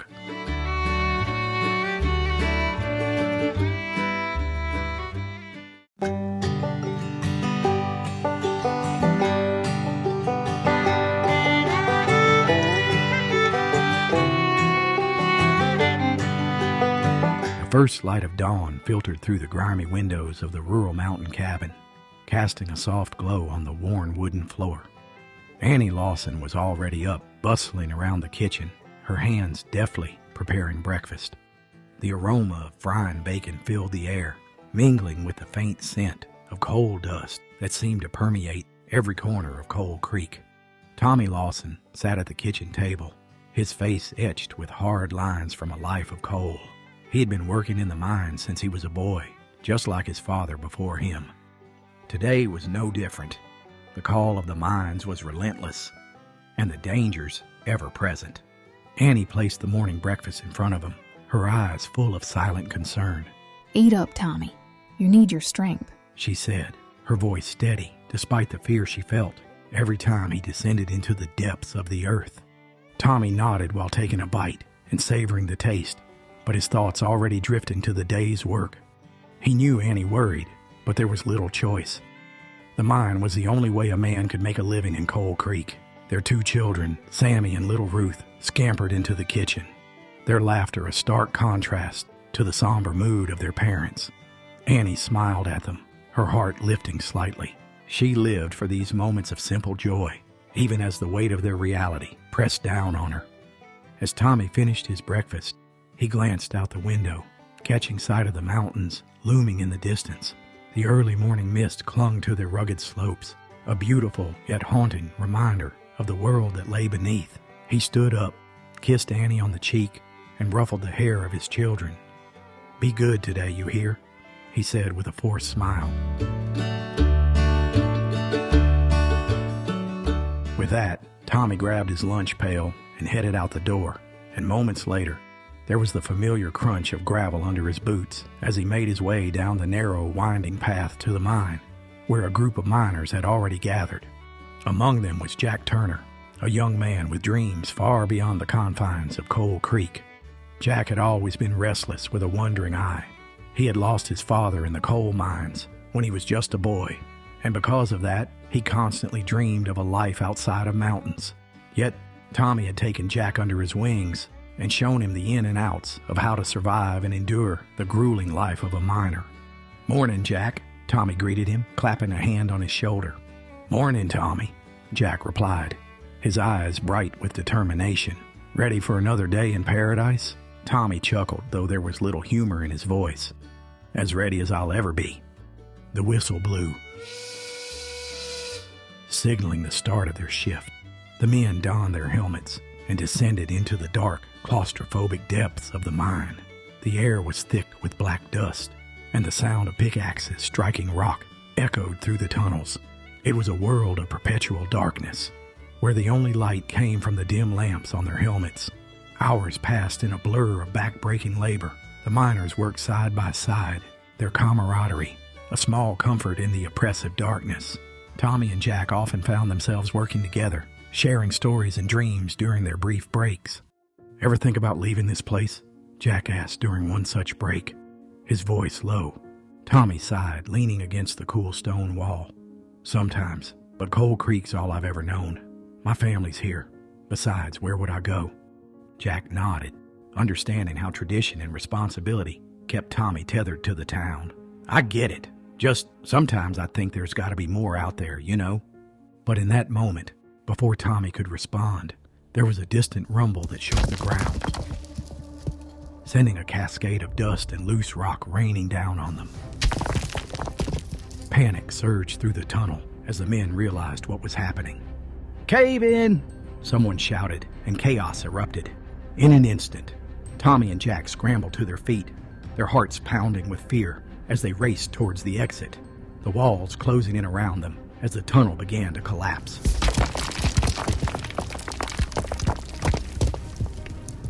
The sound was deafening, a roar of rock and earth swallowing everything in its path. Tommy felt a hand grasp his arm, and he turned to see Jack.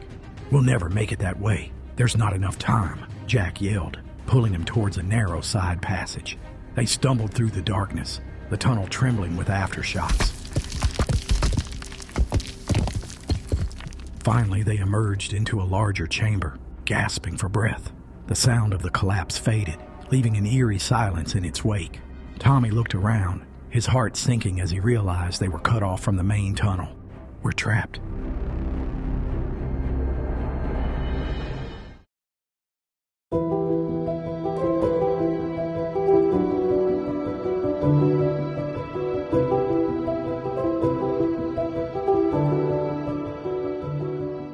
Back on the surface, wagging tongues spread the news of the cave-in like wildfire.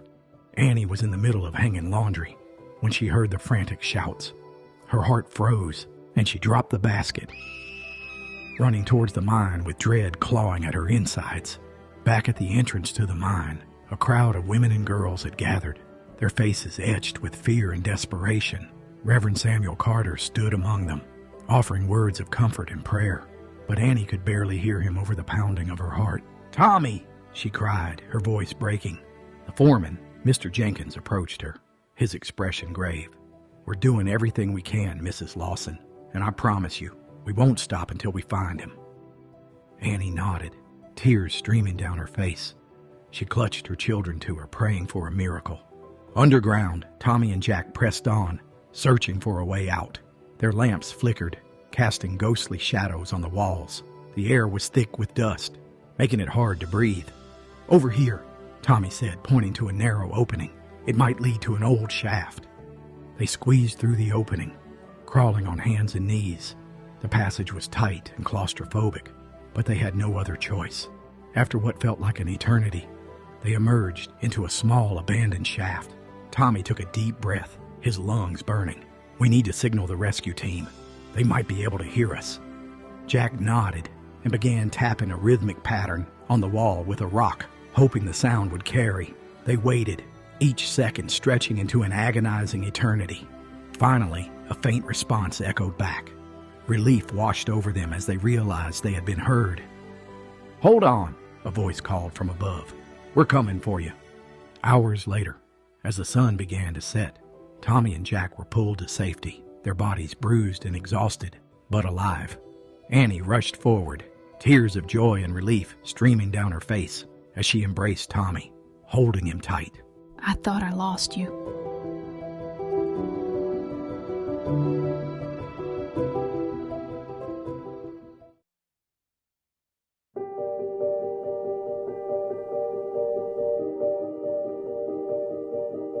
The entire town of Coal Creek had helped dig the trapped miners out.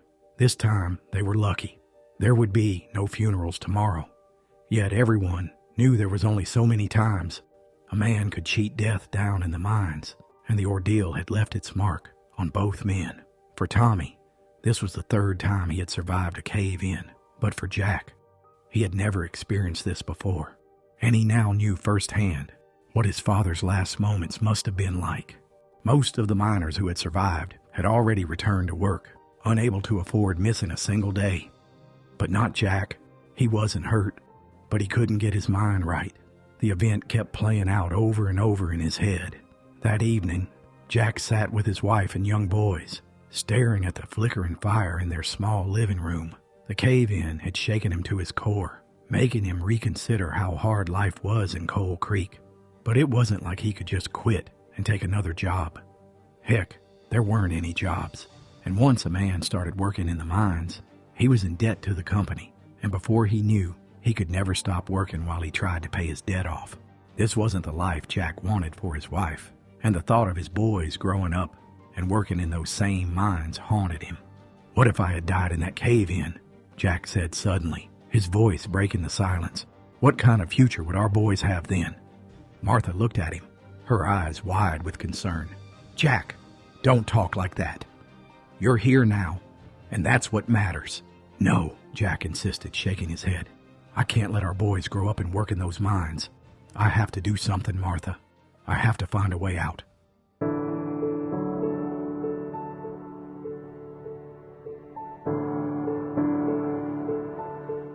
The next morning, Jack walked down to see Tommy, who was still recovering from 3 broken ribs he sustained during the accident. He found Tommy sitting alone on the front porch. "Brother, we need to talk," Jack said, his voice urgent. Tommy looked up, wiping sweat from his brow. "What's on your mind, Jack?" "I'm leaving Coal Creek," Jack said, his words hanging heavily in the air. "I'm taking my family and moving to Detroit. They say there's work in the factories there. Better pay too, and safer conditions. A man can make a decent life for his family there." Tommy's eyes widened in shock. "Detroit? That's a long way from here. You don't even have family there. Who's going to help you if something goes wrong?" "I can't rightly say, I guess, but it's a risk I'm willing to take," Jack replied. "The cave-in made me realize that I can't keep risking my life every day. I want a future for my boys, a future that doesn't involve never even seeing the sun shine, 'cause they're digging down deep in the ground like a mole." Tommy shook his head, doubt clouding his features.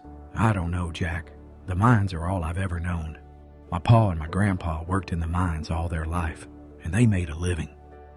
"Living?" Jack shot back. "You call that living?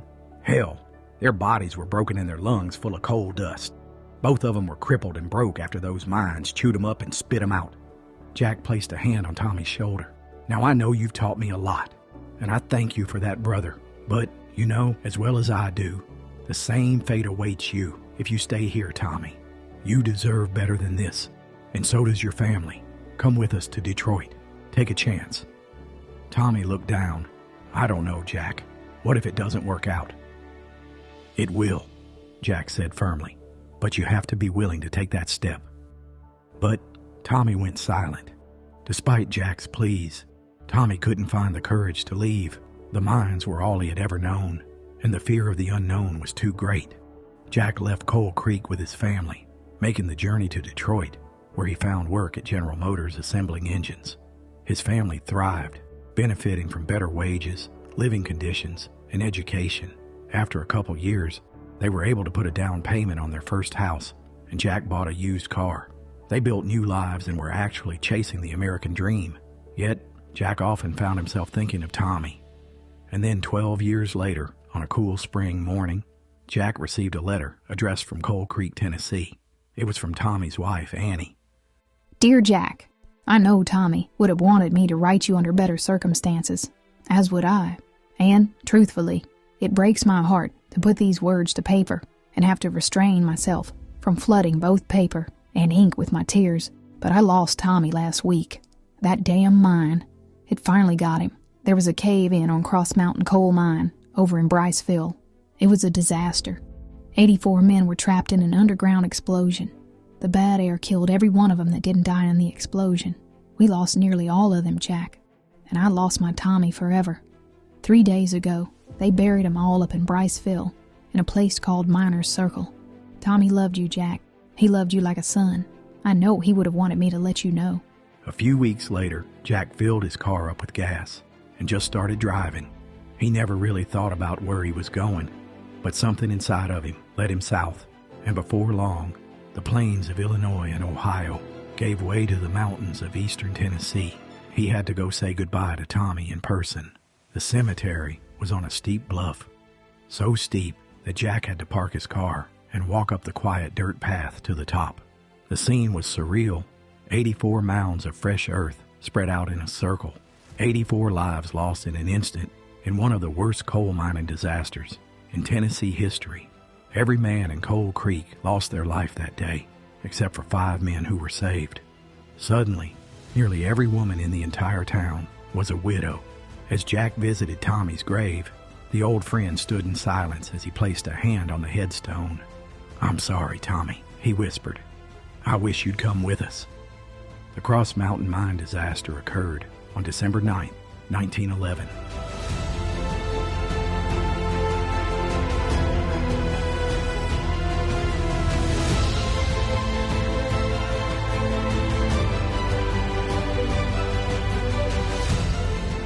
You're watching Appalachian Bedtime Stories. Stories to keep you company all night long.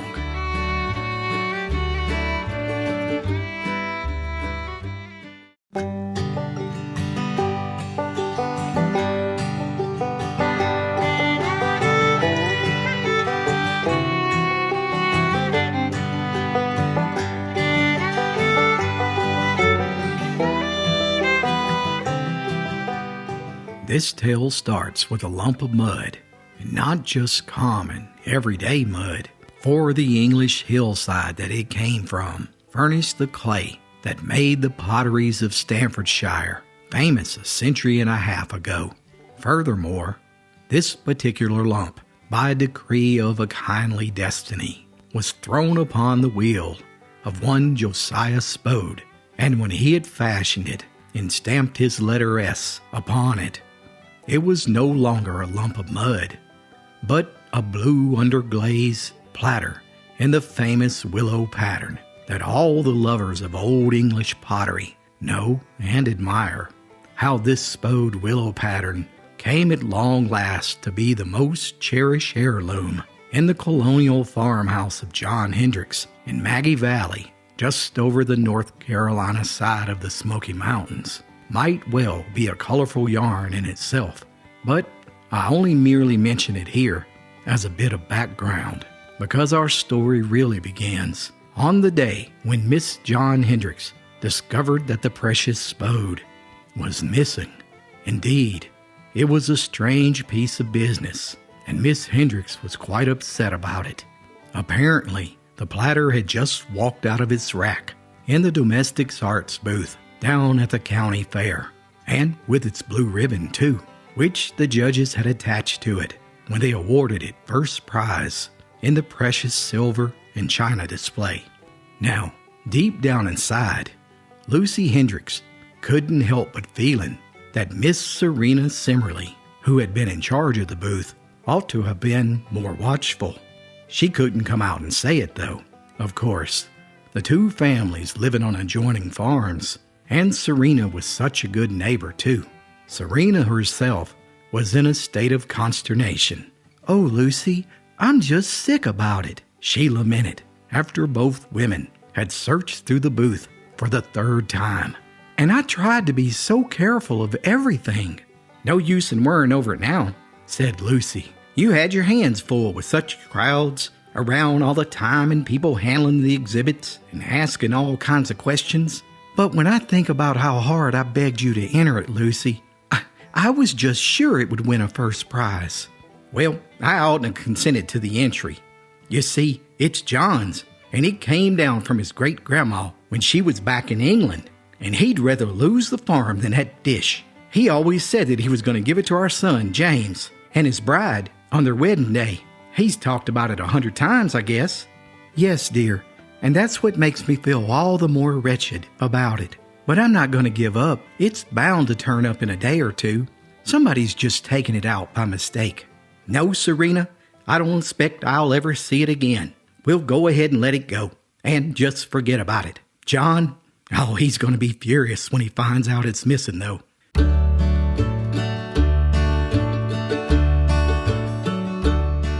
Truth be told, it taxed Lucy's wifely diplomacy in the days that followed to steer the family conversation away from the delicate subject of the lost platter. But fortunately, there was much else to talk about, since Lucy had won her full quota of blue, red, and green ribbons on needlework, fancy eggs, and coal-packed vegetables in glass, and even John's own winnings on expertly graded bright-leaf tobacco had been written up on the first page of the county paper. One way or another, though, Lucy had managed to avoid any questioning about the spode.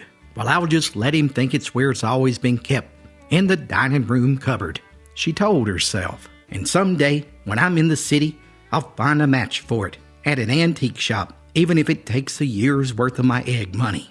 One thing that kept the incident fresh on her mind, though, was the unexpected announcement of the engagement of her son, James Hendricks and Flo Simmerly. Now, Lucy and Serena, each with motherly understanding, had watched the youngsters grow up from tiny lads, sliding down straw sacks and fishing for minnows in the creek. And now, noting that the old cow path across the intervening pasture field was smoother worn than it had ever been before, the mothers smiled. After all, it was the most natural thing in the world. If only Lucy could have put the thought of that platter out of her mind, as she really tried to do. But no matter how she tried, the mystery of the thing would keep coming back to her. It was certainly careless of Serena, she thought, and Lucy couldn't feel otherwise about it. And Serena had been so persistent about having it.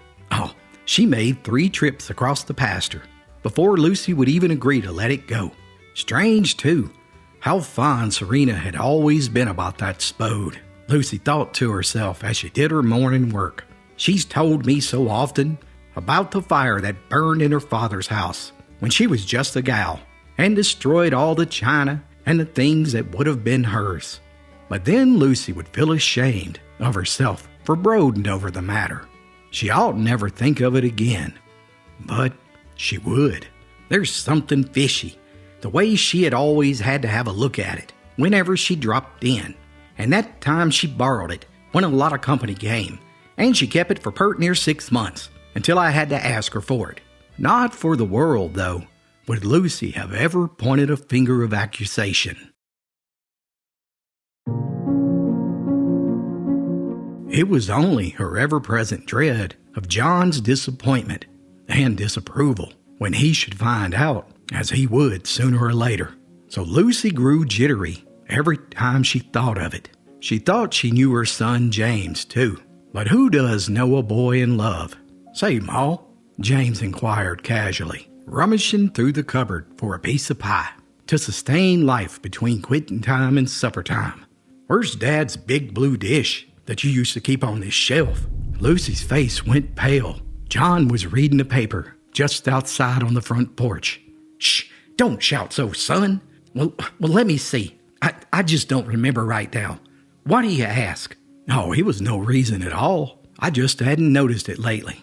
Not since the fair, I guess. Just then, the gray ghost or something must have waved a shadowy hand before Lucy's troubled eyes. Unknown to herself, all the pent-up wonderings, all her pent-up frustration, and the petulant musings of the past few weeks lent a bitterness to her tone. Well, nobody knows where it is, unless it's your future mother-in-law. But for heaven's sake, don't breathe a word to her, or to your father.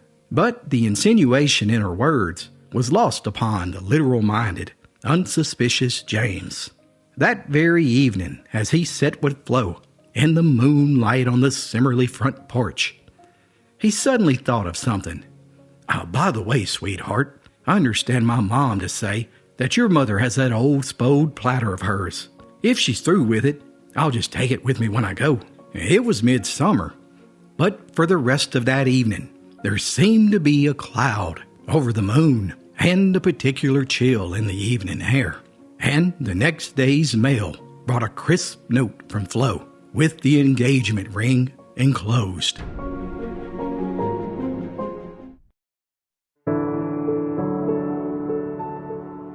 And so it was. The path across the pasture began from that day to fade out, overgrown with grass and weeds, which was the most natural thing in the world. But for both James and Flo, it was the most terrible thing that ever happened. James took it with a tight set of lips and a stiffened jaw, and remembering what his mother had said about keeping the thing from his father, he said nothing. All John observed was that the boy didn't shave and get all dressed up every evening after work, and that all of a sudden he was a heck of a farm laborer throughout the entire tobacco cutting season. He drove 4 good horses to gauntness, half a dozen tenants to distraction, and his own stalwart frame to a skeleton. Lucy became horrified when James naively confessed to blurting out her unguarded insinuation to Flo. But now that the fat was in the fire, she sought to outspokenly justify herself. Of course, son, I never dreamed of you mentioning it, and I'm awful sorry for the mess that it stirred up. But after all, I can't help but believe that she took that platter. Why, if her conscience had been clear, she wouldn't have flared up like she did. But Ma, it was such a trifle thing to break up a family friendship over, to say nothing of Flo and me. What did we have to do with that darned old dish anyhow? James argued glumly. Well, I'm sorry, son, answered Lucy repentantly. But I was all torn up, and I still am, dreading the time when your father finds out about it. It was the first time I've ever went squarely against his wishes. Oh well, we'll drop it. But I wish that darned old plate had stayed back in England. Over at the Simmerly house, Flo had started off bravely enough, singing snatches of sprightly college songs as she rattled the dishes at the sink. Loyal to her mother, she boiled with rage at the deliberate insult to her mom. Why, if he thinks his mother can call you a common sneak thief and get away with it, she stormed, he's just a yellow hound, and I don't ever want to see him again. But before many days, though, Serena noted that whenever the Hendricks farm wagon clattered down the turnpike, Flo's eyes would be furtively peering through the half-closed shades at the slumping figure in the driver's seat, and then the girl would take to her bed for the rest of the day. Poor child, it's killing her, Serena would tell herself reproachfully, and the pain of it would make the sting of the unjust accusation against herself seem slight in comparison. Why did I take this so seriously? She groaned. If I'd just laughed it off as a joke. But now everything's ruined, past all mending. Week after week, Serena saw her own flesh and blood, pining and paling to a shadow. Flo wouldn't even let her mention the subject or anything connected with it.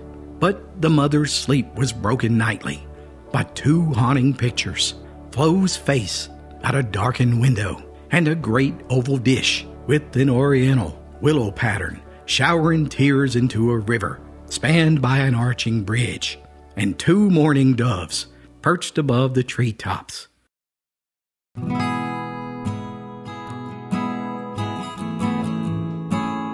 Lucy Hendricks made her semi-annual shopping pilgrimage down to the big city. Her rounds to the department stores and the 5 and dimes were complete when she decided to drop into an antique shop. I'd like to see some English china ware, especially some platters in the willow pattern, if you got anything in stock.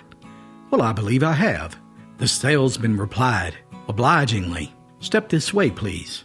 There were several willow platters, mostly good reproductions, but 2 were flawless originals, bearing the unmistakable S of Josiah Spode.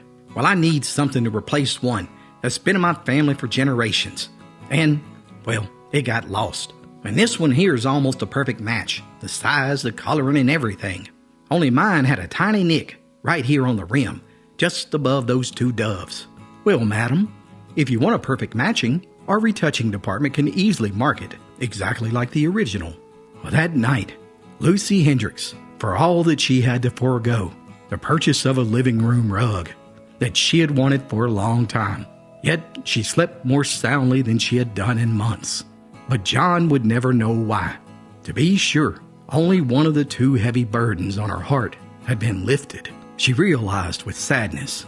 Her heart still ached every time she saw her son James, unshaven and haggard, going about his task like the most spiritless hired hand. And Serena similarly, seeing for the 100th time the pitiful figure of Flo, weeping her heart out on her bed. She felt like a murderess. "It's all my fault," she moaned. "After all, it was my carelessness that caused the whole wretched business. How can I blame Lucy for feeling like she does? It's going to drive me stark mad. I must do something. I'm willing to face any rebuff, any humiliation, if I can only patch up our broken friendship and put things the way they were for Flo and James." The longer she wrote it, the more fantastic and unreal the thing became, and the less her own wound rankled. She came to feel a sense of self-condemnation. She started to see herself through Lucy's eyes, unfair and dishonest. Why shouldn't she think of me as so? The plate was hers, and I teased her into lending it to me, and I lost it. I might as well have stolen it. In a sense, I did steal it, and I'm going to give it back. A few days later, Serena walked into the antique shop down in the city, and she asked to see some willow-patterned plates. The clerk brought out the collection, including the one original spode. "Well, that's just what I'm looking for," Serena said. "I want to get it to replace the one I let get away." We frequently have calls like that, for such pieces as this especially. Were there any flaws or marks on the original that you'd like to have reproduced? Well, I hardly remember. It seems, though, that there was a very small nicked place, somewhere on the rim, but I couldn't just describe it. Probably a little surface chipping, say right about here, the clerk suggested smilingly. That can be handled without a bit of trouble. We do it every week. The next afternoon, Serena slipped out the back gate and picked her way along the grass-grown path, and Lucy Hendricks received her with embarrassed politeness. Serena was the first to speak. "I've come on a strange errand, and it's taken me months to make me see it's the only thing to do. I've brought home your spode platter." "Why, Serena," Lucy exclaimed, "you mean that somebody found it and returned it to you?" "No, I'm afraid not. No one else had anything to do with it." "But I don't understand. But, Serena, I need to tell you now that I could have bitten my tongue out 1,000,000 times for hinting to James that I thought you had been careless about looking after it."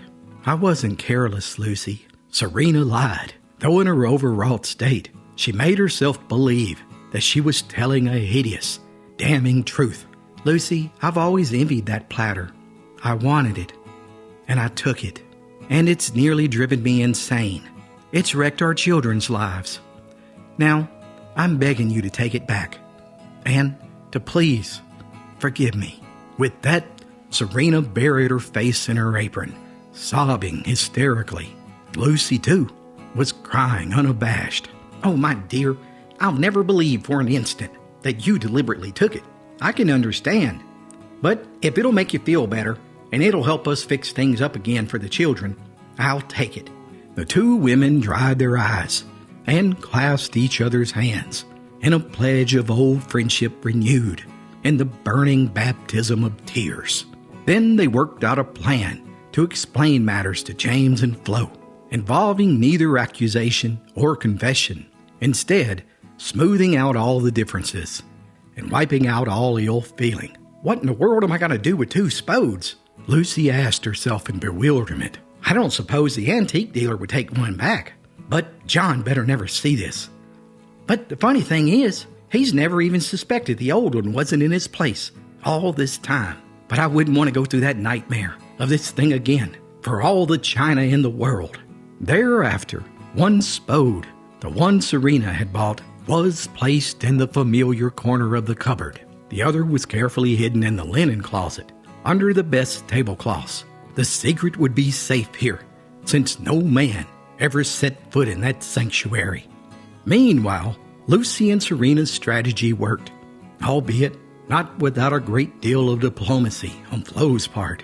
But the blessed sight of the two mothers visiting each other again, chatting and bantering in the old friendly way, healed the scars of estrangement, and the sun shone brighter day by day, and the moon beamed more softly through the apple trees at night.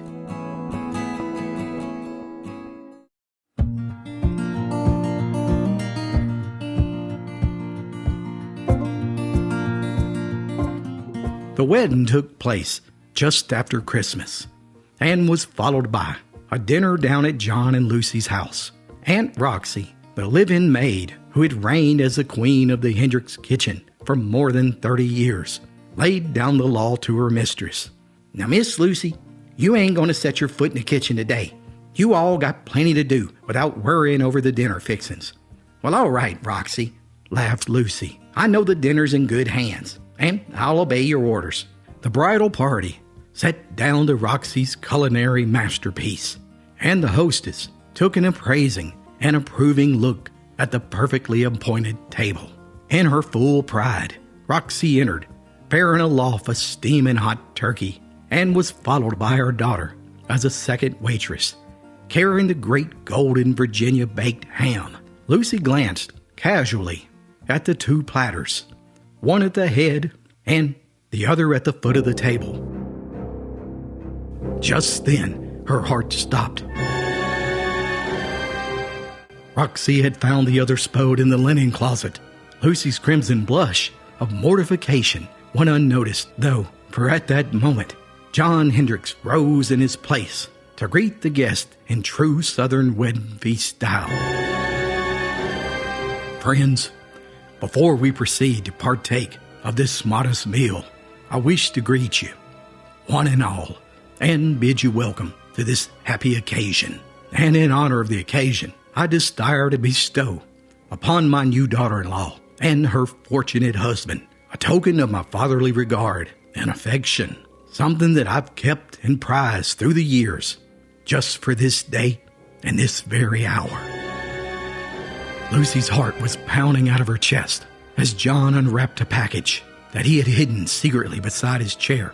"Friends, this is my great-grandmother's old English dinner platter." And as the applause died away, John glanced down at the turkey, which was waiting for his carving hand, and for the first time, he saw the dish it was laying on. He laughed. "Why, Lucy, honey, I thought you knew what I had planned, to have Roxy take the turkey back and exchange platters. And here you've gone and borrowed one. Oh, no worries. It's all my fault. I might as well confess. When this plate went to the fair last fall, I got an uneasy feeling about it, and I slipped out a while Miss Simmerly was busy at the other end of the booth. I grabbed it for fear that it might be lent out again at some church get-together or something. So I tucked it away in the bottom of that old trunk of mine in the attic." Just then, Flo and James stared at each other in wonderment, and Lucy and Serena exchanged one glance. In that glance, the whole drama moved swiftly to sudden understanding. What a stark tragedy, with cruel, false accusation, the pain and the pity of the past months. It might have been, but this was no time nor the place for tragedy or heartbreak. So the two women, with the wisdom that only mothers have, did just the right thing. They laughed, and then the bride and the groom laughed too. That's what wedding dinners are for. The guests laughed, though a bit mystified as to what the joke was. John Hendricks laughed, beaming upon them all, as a proud father should do. Even Aunt Roxy laughed, shaking her fat sides until her apron string burst. At long last, all was well in Maggie Valley again.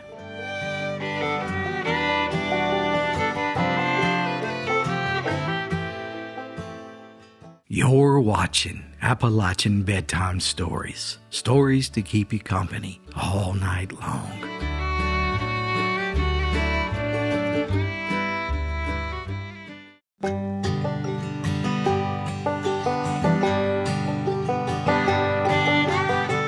Hank Kegel lived some 3 miles from Grassy Creek on the Carolina side of the Smoky Mountains, in a small cabin at the very end of Tin Can Holler. Aunt Lavina Crashaw declared him to be the fussinest man in these parts, and the truth is, he was. When anything went wrong in the Kegel household, the old man would begin to bark and snarl, and once he got started, he never seemed to stop. If one of the young'uns broke the clothesline, old Hank would scold about it for pert near 6 months. Not a good, lively, satisfying scold, but a smothered, growling, rumbling, nagging sort of scold. It was such a racket that even a saint would throw up his hands and give up. Old man Kegel's best record was the time his wife let a pot of lard boil over and burn up the kitchen window curtains. Now, although this happened in 1942, by 1954, the miserable old reprobate was still throwing it up to her. But naturally, Hank was lavish when it came to dishing out his own advice and directions. He never set out for town without leaving a mountain of instructions for the rest of the family that was big enough to fill a small book. And part of those directions was always to beware of getting into any situation that would require them to spend a single penny while he was gone. Indeed, he considered himself the only member of the family who could safely handle a piece of money. His constant adage was, "A fool and his money are soon parted." The coin which passed out of his hand was foreordained to be in some way lost. And you talk about being stingy. Each time Hank's wife went to town, the old man would ascertain the smallest amount possible that was needed, and then he'd only give her half of it. And that was only after predicting that she would either lose it outright or get swindled out of it in some manner. Now, old Hank had a son named young Hank. And of course, young Hank's life was made a burden to him. Old Hank was just as hard on young Hank as he was on his wife. Like that one time, young Hank accidentally chopped down a young apple tree for firewood. Old Hank moaned and complained so long that another tree had grown in its place and was now bearing apples. Well, anyway, one day when young Hank was about 14, old Hank decided on a most astonishing move. When he decided that he was going to take young Hank to see the circus down in the big town of Grassy Creek. I tell you, young Hank was plumb tickled, until old Hank promptly announced that the boy would have to pay his own way into the show, with the quarter that he had earned for working around the farm over the past month.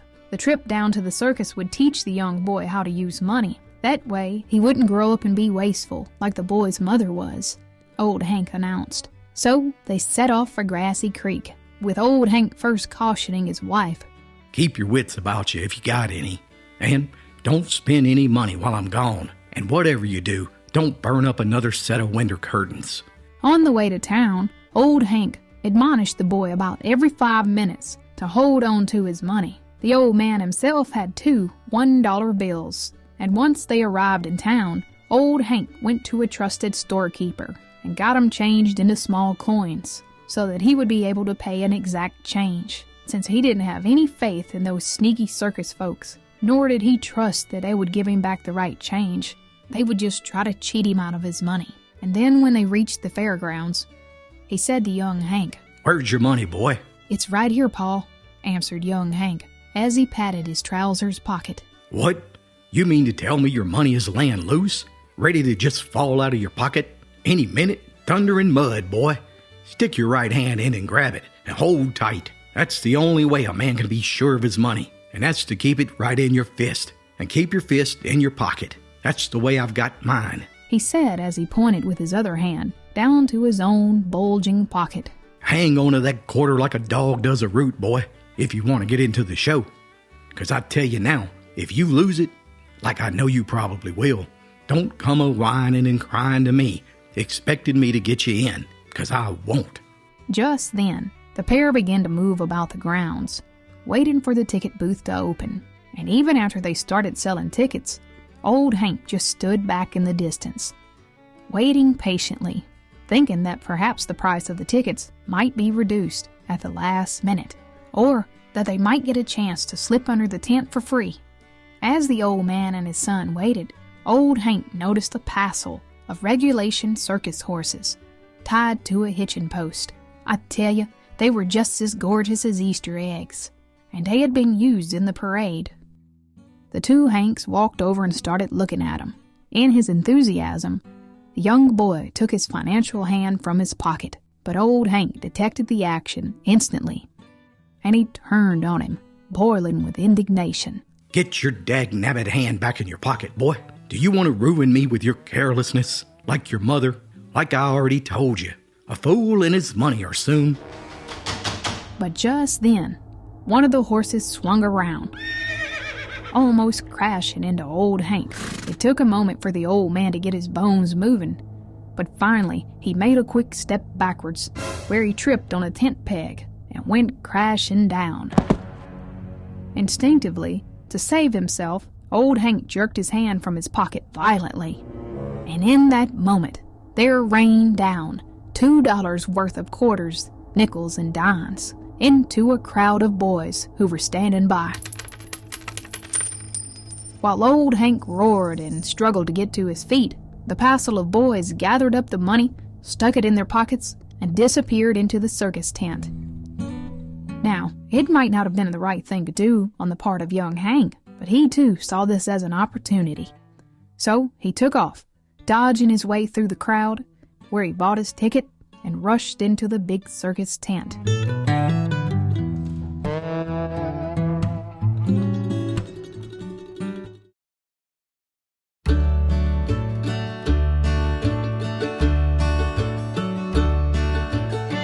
About an hour later, old Hank had walked back home.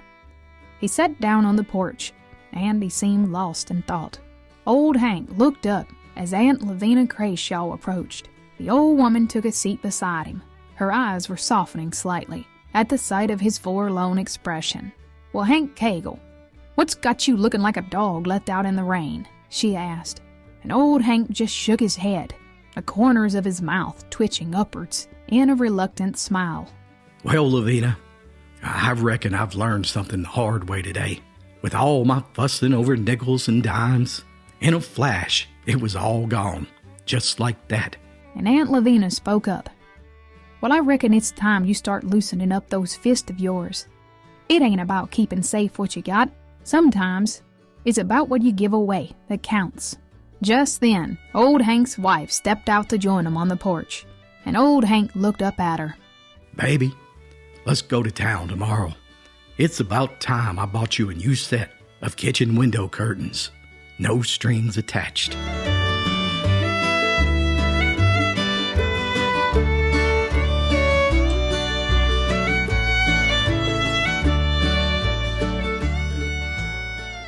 You're watching Appalachian Bedtime Stories. Stories to keep you company all night long.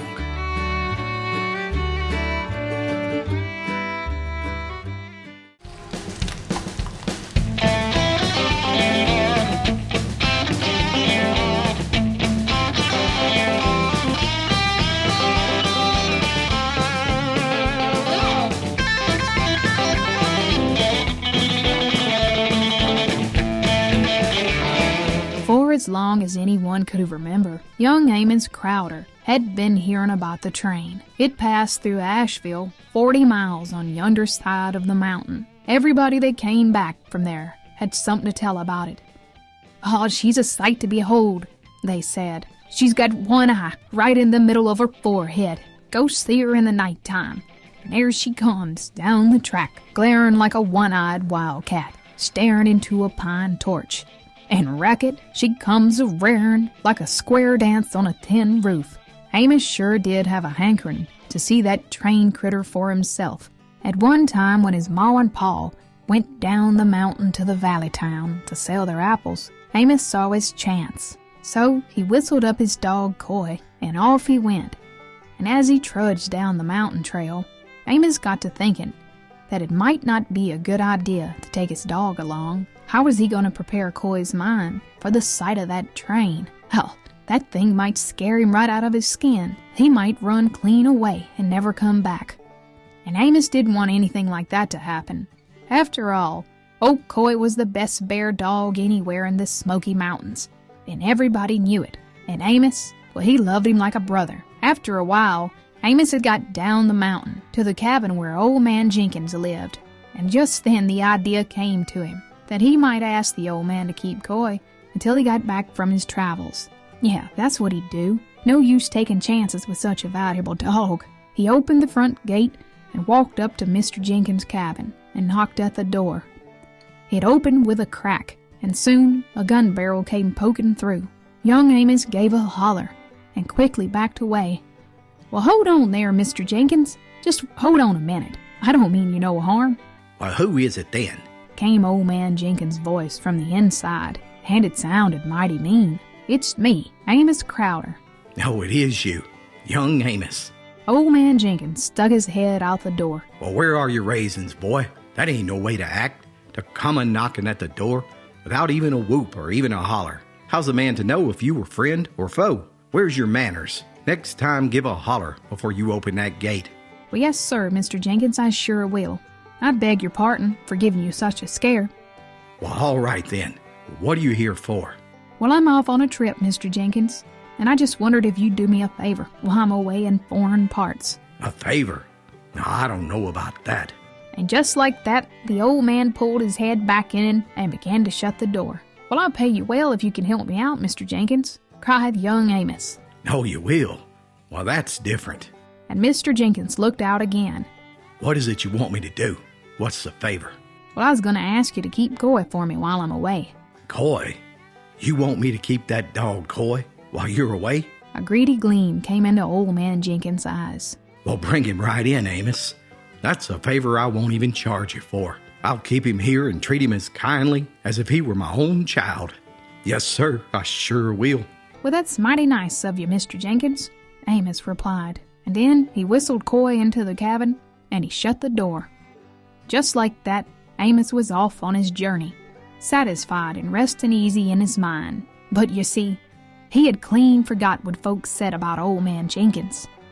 That old man would steal the pennies out of a blind beggar's hat, and he was the meanest, stingiest, cheatinest old man in Sevier County. A few days later, down the trail came young Amos. He was footsore and dusty. He had been over the mountain to the big city of Asheville and seen that train that everybody had been talking about. But he had had enough of traveling, so he stopped at old man Jenkins' gate and gave a whoop and a holler. A few moments later, he saw the old man stick his head out the door. "Howdy, Mr. Jenkins. Well, I'm back from a trip," Amos said as he opened a gate and walked up the path. Well, howdy, young man. I reckon you've seen a sight, have you? Well, you'll have to come around and tell me about it one of these days. And with that, old man Jenkins drew his head back in and began to shut the door. "Well, hold on now, Mr. Jenkins. Hold on a second," young Amos said as he stuck his foot in the crack. "What about my Coy? Where's he?" Coy? Coy? Mr. Jenkins said as he scratched his head and pretended to think. Oh, yeah. I declare, I nearly forgot about Coy, son. Well, I'm sure sorry to have to tell you about him. Well, what in the world do you mean? What's the matter? What's happened? He ain't run away, has he? Oh, it's worse than that, son. He ain't been hurt now, has he? But old man Jenkins didn't say anything. He just looked down at the ground and shook his head in a mournful way. "You ain't trying to tell me Coy's dead now, are you, Mr. Jenkins?" cried young Amos. Well, I'm sorry to have to tell you, son, but he sure is. Dead as a doornail. Tears came to young Amos's eyes. He felt as though a mule had kicked him right in the middle of his stomach. "Well, don't tell me that, Mr. Jenkins. That dog was everything to me. I tell you, I wouldn't have traded a pretty girl for him." Well, son, it's the truth. He's dead. "Well, how did it happen, Mr. Jenkins?" Why, son, the day you left, I shut old Coy up in that old house over yonder.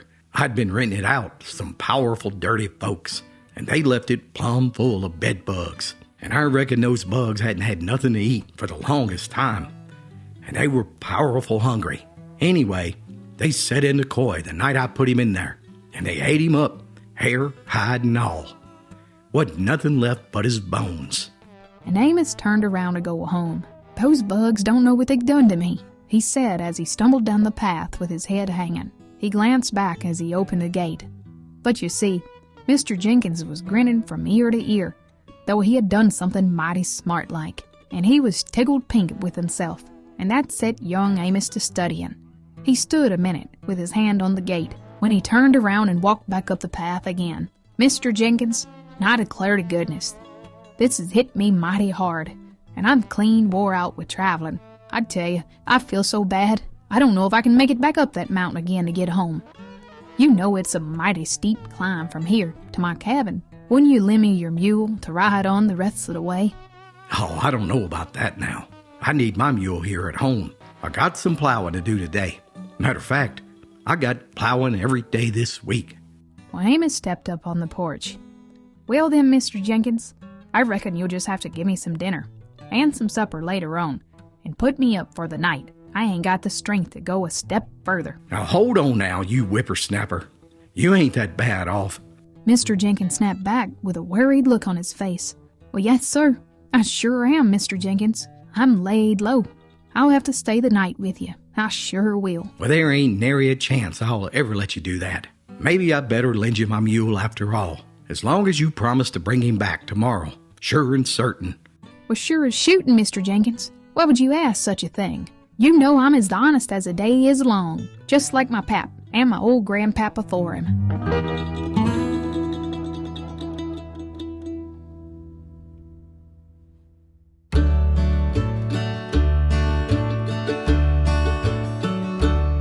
So it was, old man Jenkins led out his mule. Young Amos straddled him up, and off he went, plodding up the trail towards home. On the following day, old man Jenkins got up bright and early. He looked up the trail to see if Amos was on the way with his mule, but there weren't nary a sign of him. Now that's no way to keep my mule till the day is half gone. Maybe he won't get here till this afternoon. Mr. Jenkins grumbled to himself as he found some work to do around the house. Well, anyway, hours went by, and just then the nightfall came, and there was still no sign of that lion boy or the old man's prized mule. Old man Jenkins flushed and fumed. That young scamp, keeping my mule right now during planting time. What's he up to? I'd sure like to know. The next day, he leaped up as soon as the sun peeped over the ridge, and he ran out to see if Amos was on the way. But still, there was no sign of him. And the next day came, and he didn't see him then either. I tell you, old man Jenkins was a mad sight. That cheating young rascal. I'll have the law on him, I sure will. He'll pay me hard money for every day he keeps my mule. Well, day by day, it went on with never a sign of Amos or that mule. Yet, with his old creaky joints, old man Jenkins knew good and well that he'd never make it up that steep trail to that cabin where Amos lived. And every day that passed, he got madder and madder. Then one morning, after the sun was well up in the sky, he looked out the window, and lo and behold, there was Amos, a-sauntering along the road, as though he didn't have a care in the world, nor a thought for Mr. Jenkins' mule. The feisty old mountain man ran out of his house, without even stopping to put his shoes on. Oh, there you are, you young scallywag. Where in tarnation is my mule, you thief? Amos stopped in the middle of the road and looked at Mr. Jenkins in a surprised sort of way. Then he scratched his head and pretended to think. Your mule? Let me see. Oh, yes, I remember now. I declare, I pert near forgot about your mule. I'm sorry to have to tell you about him, Mr. Jenkins. What do you mean? What's happened to my mule? But in that moment, Amos didn't answer. Instead, he just looked down at the ground and he shook his head in a mournful way. You haven't lost my mule in the mountains, have you, boy? Did you let him fall off a cliff? Shouted the old man. Oh, it's worse than that, Mr. Jenkins. Far worse than that, Amos said sadly. You ain't trying to tell me that my mule's dead, are you, boy? Screamed the old man. Well, I got a mighty strong suspicion that he might be. Dead as a doornail. But I don't know for sure, Mr. Jenkins. All I know is it's a mighty curious thing that happened to your mule. It sure is. Well, I don't believe it. I don't believe nary a word coming from your lying lips, Amos Crowder. You've stole my mule, and I'll have you jailed. Screeched the scorned old man. Come on, right now, and I mean right now. I'm going to haul you down to Squire Parsons' house. He'll fix you, and your paw will have to pay good for stealing my mule. With that, he grabbed Amos by the arm and began to drag him down the road.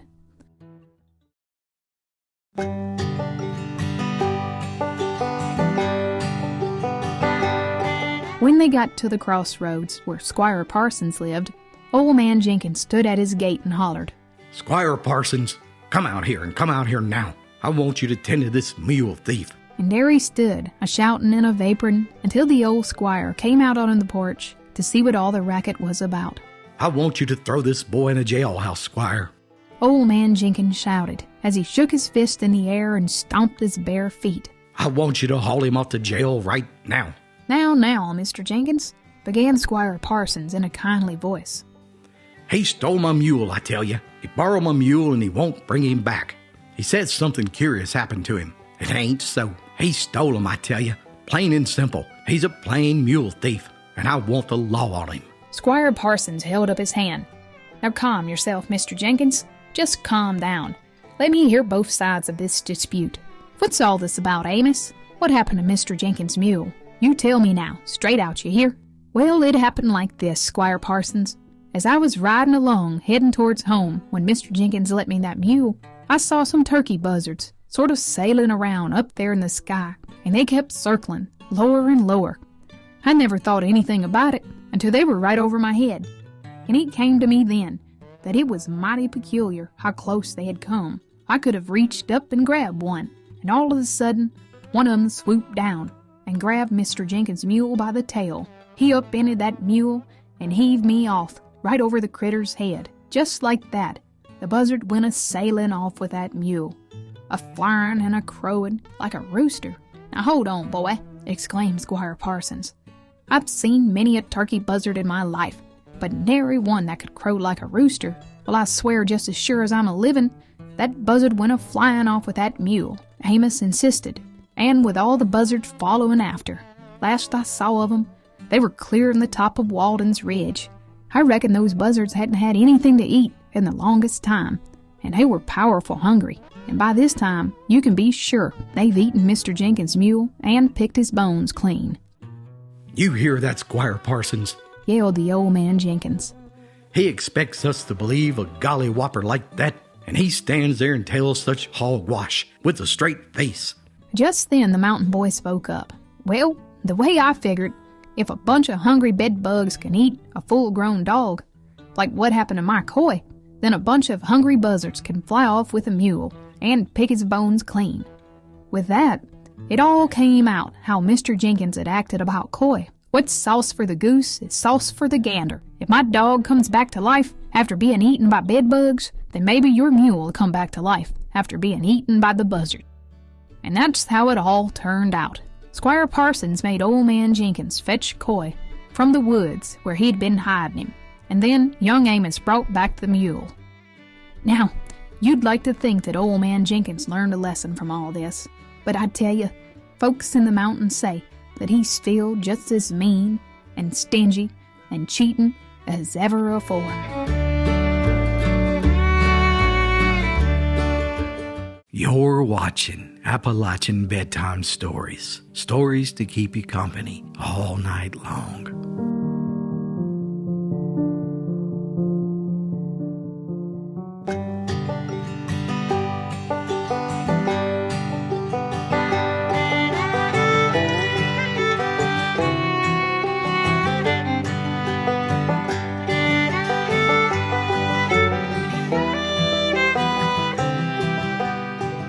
Hyam laid awake on the cabin's floor, curled up in an old quilt, and listened to the field mice who scampered around under the floorboards.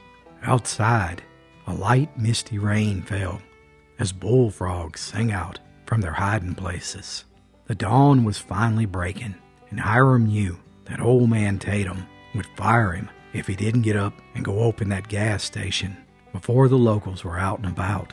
But still, he laid there, watching the sky slowly come to life as the shadows revealed themselves to be Georgia pines towering towards the heavens. Hyam finally arose, wringing the water from his wet socks that had been air drying during the night before, and he dusted off his pants. He reached to his side and took the last drink that remained in the cheap bottle of wild turkey whiskey, and then he tossed it aside. His eyes scanned the empty room. There was no furniture, and only a few worthless, discarded items scattered about. The fireplace in the corner was cold, just as it had been for weeks.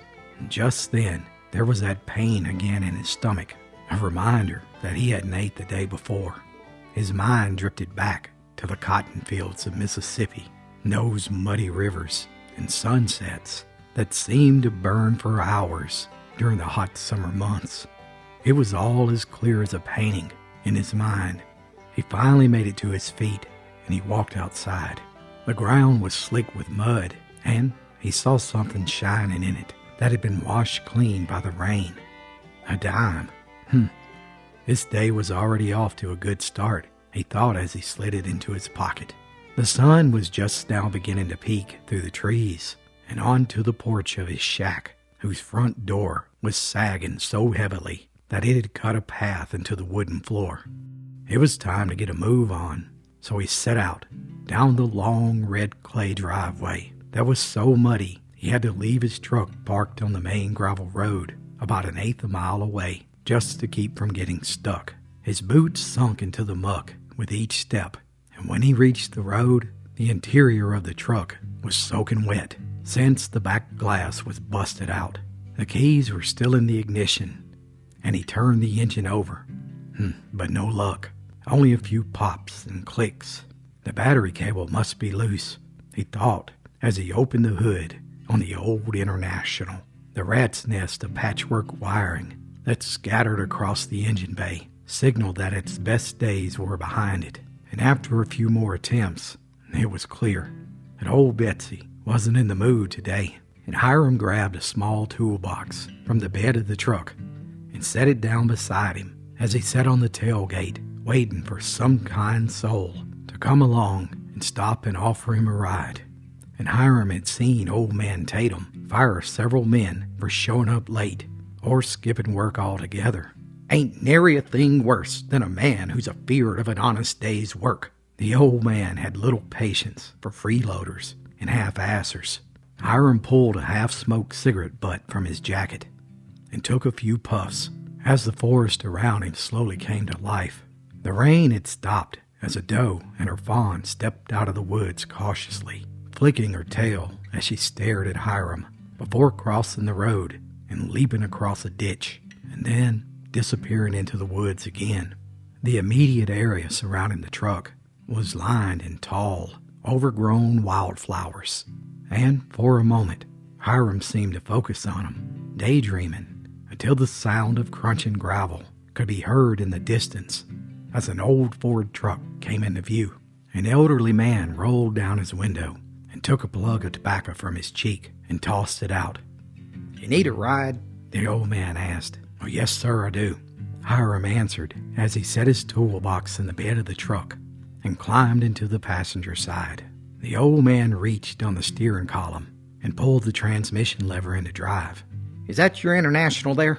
Boy, they don't make 'em like that anymore." "Well, some days she's mine, but she's bad ornery, and today is one of those days." The tired International truck disappeared in the distance as the pair drove on. "Well, where are you off to this morning?" the old man asked. "Well, just outside of Dalton," Hyam replied. "The Phillips service station." "Oh, you work for Mr. Tatum, do you?" "Well, I've known him since we were both wet behind the ear. He ain't changed nary a bit. Still just as hard-headed as ever." Hyam looked over at the old man and noticed he had a pint of whiskey between his legs. "You mind if I get a pull of that?" "Don't mind at all. It helps a fella get moving in the morning by lighting a fire in his belly." He handed Hyam the half-full bottle. "Here, you can keep it. I got 2 more under the seat."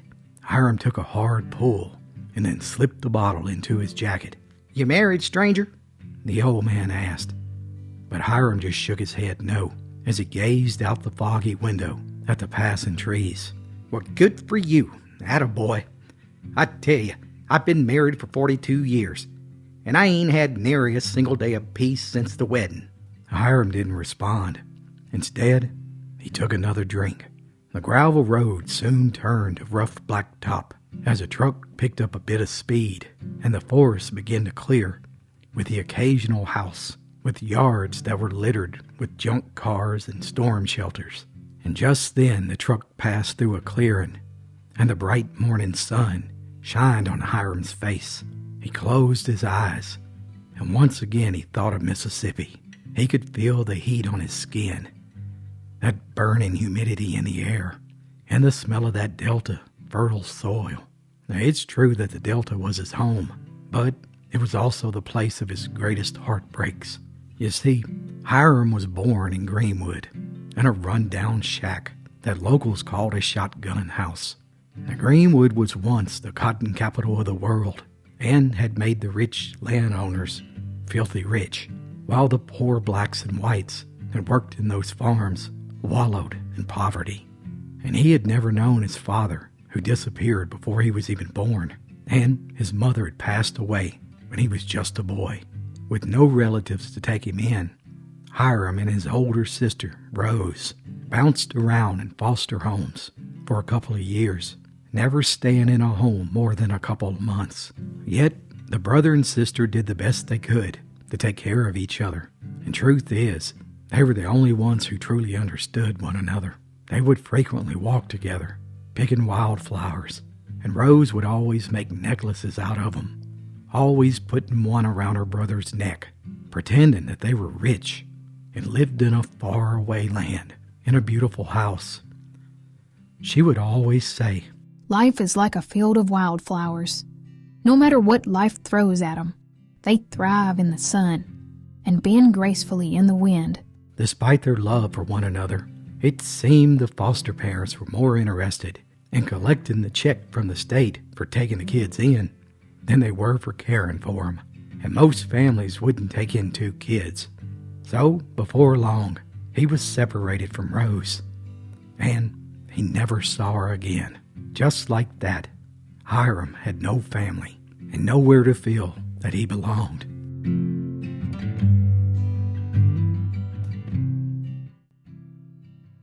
The Christmas after his mother died, Hyam had been living with a preacher and his family for a few weeks, and Hyam watched as all the family opened gifts. The preacher had bought his son a shiny bike, and it was the first brand new bike that Hyam had ever seen. A couple days later, Hyam took the bike out for a ride, and when he returned, the man of God was standing on the front porch, waiting for him, with an extension cord in his hand. "Spare the rod and spoil the child," he said, as he delivered a brutal whipping that surely only the most despicable of humans were capable of. Well, Hyam ran away that night, the best he could anyway.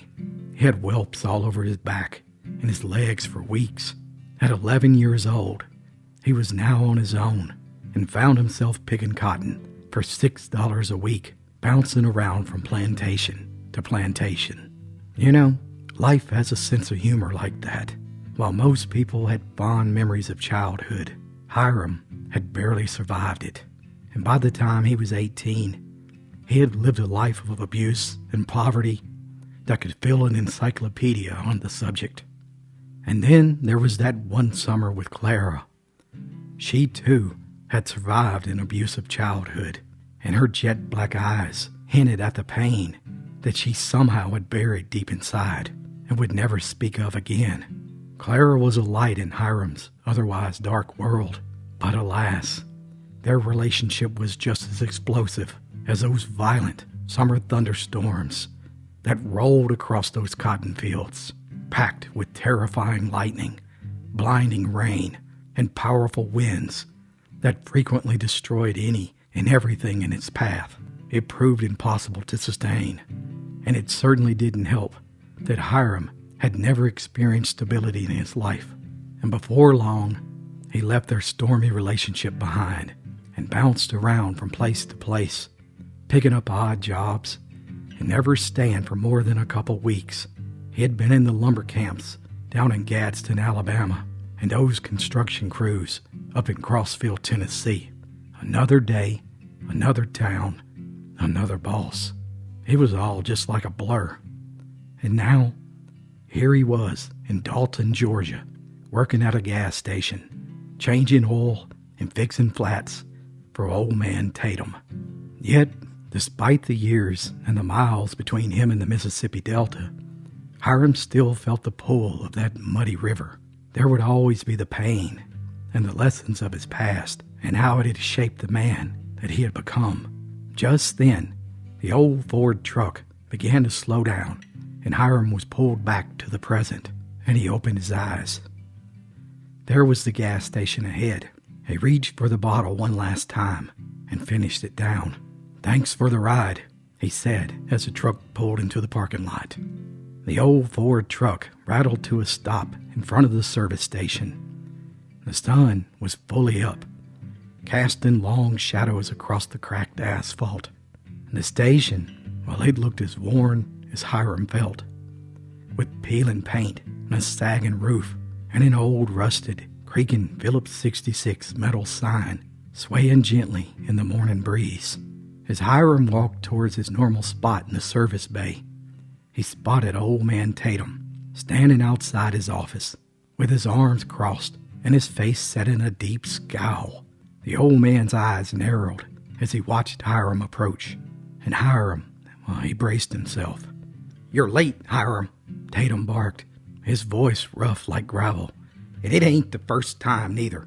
I don't keep you around to come crawling in whenever you feel like it." Hyam had heard it all before. "I'm sorry, Mr. Tatum. The truck wouldn't start, and I had to get a ride." But the truth is, Mr. Tatum had heard all these excuses before. In fact, twice this week. Tatum shook his head, his scowl deepening. "Excuses, always excuses. You think I'm running a charity here? Folks rely on this place, and I can't have you slacking off." Hyam felt that old familiar spark of anger flare up inside him, but he pushed it down. He needed this job, as thankless as it was. "I'll make it up to you, Mr. Tatum. I promise. Just give me a chance." The store owner sighed, his anger in his eyes giving way to something that almost looked like pity. "You know, Hyam, I've seen men like you come and go, always running from something, and always with a bottle in hand. You think I can't smell that? You stink to high heavens, fella. And you need to get your act together, or you'll end up just like the rest of them, dead in a ditch or rotten in some jail cell." Hyam's jaw tightened, but he nodded. "I understand, sir. I'll do better." "Well, see that you do." Tatum's voice softened slightly. "Now tighten up and get to work. There's a pile of tires in the back that need changing, and Miss Roberts is coming in for an oil change. I need you to handle it when she comes in. But for God's sake, whatever you do, don't breathe on her." Hyam nodded again and headed towards the back of the station. The day wore on. Lunch came and went as Hyam worked through the task that Tatum had given to him. The sun climbed higher in the sky, and the station buzzed with activity as locals came and went, filling their tanks and gossiping about the day's news. And despite the hard work and the lingering hangover, Hyam somehow made it through.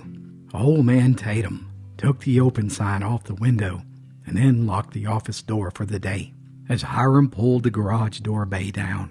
For his work, Hyam had earned a pack of Marlboros and $20 cash. The old man climbed into his truck and rolled his window down. "Look here, Hyam, if you're late tomorrow, don't bother coming. You understand what I'm getting at?" Hyam lit a cigarette and nodded before setting out, walking down the road. His shack was 1.5 miles away, but at least there was a liquor store on the way.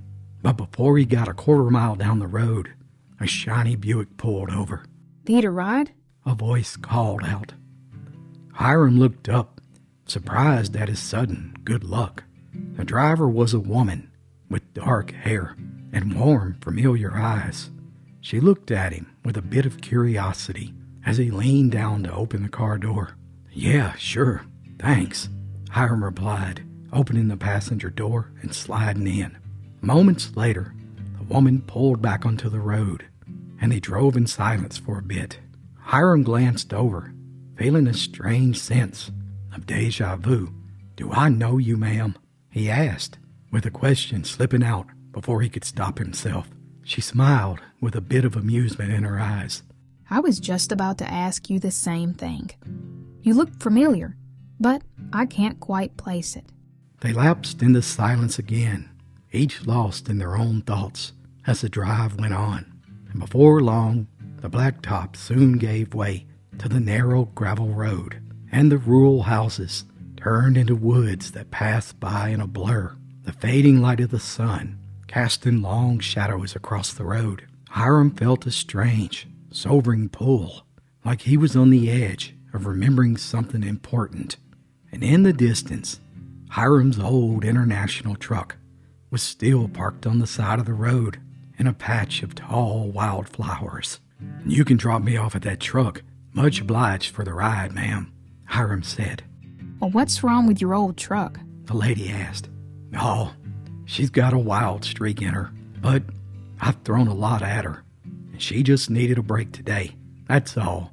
She'll be back at it tomorrow." The stranger looked over at Hyam and said, Well, that's the thing about wildflowers. No matter what life throws at them, they thrive in the sun and bend gracefully in the wind. Hyam's heart skipped a beat.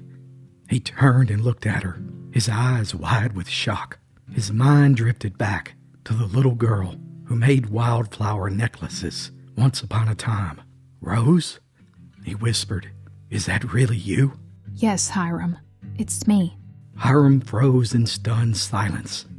The world around him seemed to stop as the long-lost brother and sister looked at each other for the first time in decades. I've been looking for you. Rose said, reaching out to take Hyam's hand. Ever since we were separated, I never stopped hoping we'd find each other again.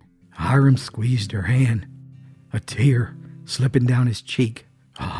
I've missed you so much, Rose. I've been lost without you." And there they sat on the side of a dirt road, crying for what seemed like forever, catching up on the years that they had missed. Let's go home, brother. And with that, Rose took Hyam home to Mississippi to start a new life. And for the first time in ages, Hyam knew he could face whatever challenges laid ahead. And from this moment on, no matter what life threw at him, he would find the strength to bend gracefully in the wind like wildflowers.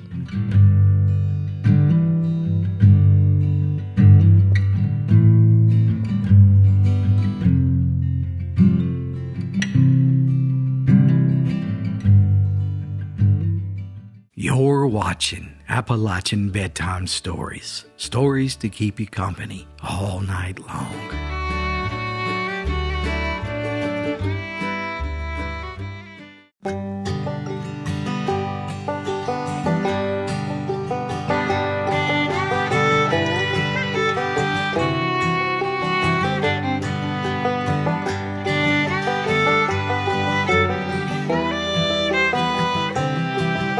Down in Beaver Dam Valley, where the mountain air sings with the laughter of brooks, and the scent of pine lingers like a persistent whisper, the mountain folk had gathered for the annual county fair. The day was marked by clear blue skies, and the warmth of the late summer sun sparkled on the canopy of leaves above. The fairground was abuzz with excitement, stalls decked with colorful bunting, and tables laden with homemade goods and prized livestock. At the heart of this vibrant scene stood Mr. Zeke Calloway, a man of stout heart and considerable girth, holding up a bulging pumpkin decorated with a covenant blue ribbon for the first prize. His face split into a wide, triumphant grin as he gestured grandly at his neighbor and his lifelong rival, Mr. Hank Huggins. "I reckon y'all don't grow pumpkins like that on your side of the mountain," he crowed. "Law me," drawled Hank, who had been known on occasion to stretch the truth somewhat. "That little bitty thing would look like a peanut beside the pumpkins in my patch." "Well, it sure is a mighty funny thing you didn't bring any of your monstrous pumpkins to the fair." "Mighty funny," snickered Zeke. "Well, now, to tell you the truth, I was aiming to bring one, but we had a little accident up at our place this morning, and it broke up my plans somewhat." "Well, what kind of accident?" asked Zeke suspiciously. "Well, you see, it was this-a-way. My wife had laid off to bring a pumpkin pie to the fair, and she was up early of baking the crust. And as soon as it was done, she climbed up the mountain to the field where the pumpkins were a-growing among the corn stalks. And of course, all my pumpkins were too big and too tough to carry. So she set out to cut a slab out of one, just enough to make the filling for her pie. Well, it seems she had some trouble with that too. Those pumpkins were so thick, I tell you, and her arm wasn't long enough to reach around to the inside, where the juicy part was. But she was bound and determined to get some of the very best part, because she was aiming to take first prize with her pie. So what she did was she hacked out a big old hole and climbed through it right to the center of that pumpkin. Now that would have been all right if the field where I planted them hadn't been so steep, you see. But you know how it is. Sometimes a pumpkin will break off its vine by its own weight and go rolling down the mountain. Well, you can just imagine what happened when that hefty wife of mine added her weight to the strain already on that vine. Before she even knew what was happening, she was a-tumbling head over heels inside that pumpkin as it rolled clean out of the cornfield. Well, anyway, I was in the barn lot, hitching up the mule to the wagon, when I looked up and I saw it coming, and it was picking up steam and speed every minute. And before I could gather my wits to think what to do, it came crashing hard into the lot fence and sent the rails a-flying like matchsticks. It tore clean through the barnyard and hit my wagon and sent all the wheels flying 4 ways at once. All the chickens and the ducks ran squawking for their lives. I tell you, I could hear my old lady a-screeching and a-hollering about that blasted pie as she went spinning and reeling down the mountain inside of that pumpkin. Well, sir, there wasn't a thing I could do about it, so I figured there wasn't any use to get excited. So I walked over to the ledge to have a look-see, and after a while, as it went bumping and bounding down towards the valley, cutting a swath through the underbrush as it went, about halfway down, I saw it bounce across the highway and crash into a covered wagon loaded with apples. Those folks in the valley told me afterwards that the apples rained down on them as thick as hail for half an hour or so. They thought a miracle had happened up in the sky. Soon after that, I'd lost sight of that dad-blasted thing. So I went on back to the barn. One look at my wagon told me I wasn't going to be able to haul nary a pumpkin to the fair. But I didn't see any call to give up on the trip. I could still go on muleback. The pumpkin had headed in that direction anyway, so I thought I might as well jog down and see what happened to my wife. So inside the cabin I went, and I put on my store-bought Sunday clothes. And as I was on my way out again, my eyes lit on that pie crust, just sitting there on the kitchen table. It was so nice and brown and crispy looking, and then it came to me that I might ought to take it with me. So I wrapped it up carefully so it wouldn't break, and I put it in my saddlebag. And then I straddled my mule and ambled on down the trail, moseying on down a bit. When I got down to Beaver Dam, I began to get a suspicion that my old lady had rolled right into the fairground. You see, there was a hole in the side of the fence that would have accommodated an elephant, and the trail of wreckage inside the grounds looked like a hurricane had torn plumb through it. Folks were running around like excited ants, trying to fix up the damage. So anyhow, I followed that trail of ruin, and at the end of it, sure as shooting, there sat my wife among the wreckage of that pumpkin. It had smashed against a stone chimney. I've got no pie to take to the fair. She was a-wailing. Why, honey, yes you have, I said to her as I rode up. I put my hand into my saddlebag and brought out her pie crust. But Hank, she said, a pumpkin pie's gotta have sugar and eggs and spices, and I don't know what all. Not this pumpkin, honey, I said to her. The pumpkins I raise are already flavored. You can just scoop out one of these pieces and spread it out in the crust just as it is, and you'll have a finer, tastier pie than anybody at the fair. Well, sir, she got up from there and she brushed herself off a mite, straightened her hair just a little bit, and she fixed up that pie just like I told her to. Matter of fact, you can see for yourself what the upshot was. Across that table, full of wild strawberry jam, beside that fancy patchwork quilt, just a-hanging on the wall. There she stands. See that pie she's a-holding? That's the very pie. And if it ain't got a blue ribbon a-hanging on it, then I'll just eat my Sunday pants. Well, Hank, said Mr. Zeke Calloway sourly, all I've got to say is, It's too bad they're not offering prizes for tall tales, 'cause if there was, there'd be 2 blue ribbons hanging on both your lips.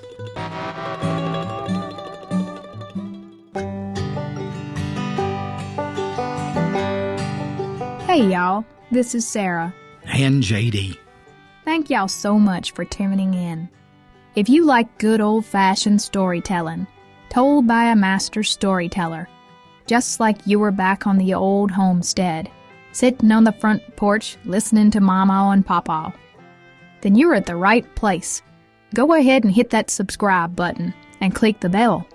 Thank you kindly, and we'll see you on the next story.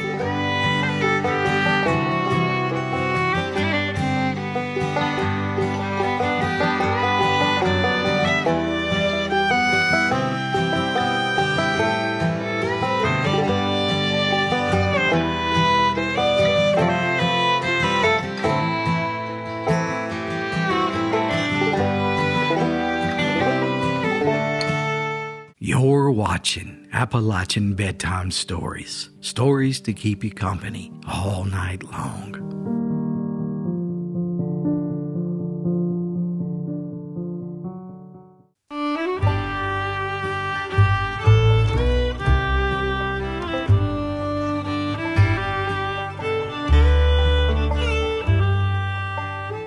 Granny Tollett stood over the hot stove, wiping her hands on her apron, with a keen gaze over each bubbling pot. There were no written recipes to be found. Instead, each one of them were etched in her mind, as old as time itself, passed down from her mother and her grandmother before.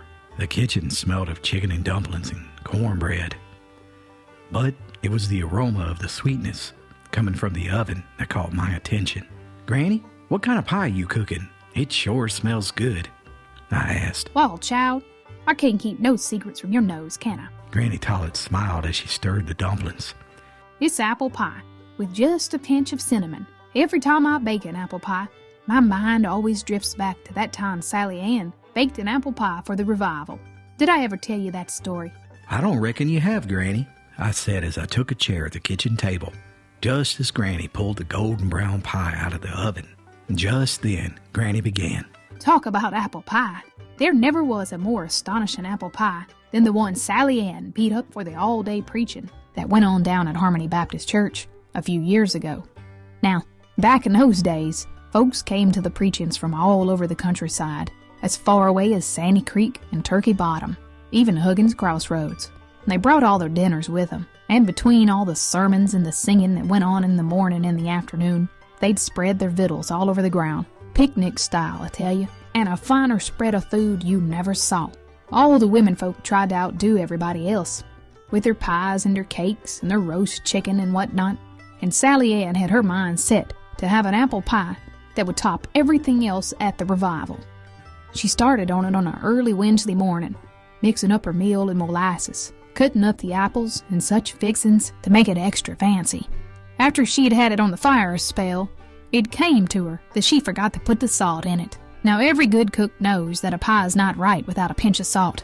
So Sally Ann called out to her oldest girl, Mabel, "Honey, I forgot to put the salt in the pie, and I'm out here plucking the chicken, and my fingers are all stuck full of feathers.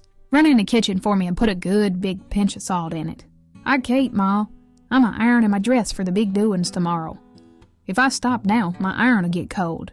And she went on just a-ironing just as hard as she could. Hearing this, Sally Ann hollered out to her next oldest gal, "Hitty, will you run in the kitchen and put some salt in that pudding for me?" "I declare goodness, Ma, I can't do it. I just been to the granny woman down on Dry Branch to get her to take the warts off my hands, and she smeared axle grease all over both my hands and told me not to wash it off till I saw the evening star over my left shoulder. I can't pick up a pinch of salt with axle grease all over my hands." By that time, Sally Ann was might nigh wore out with hollering and such, but she decided to try once more.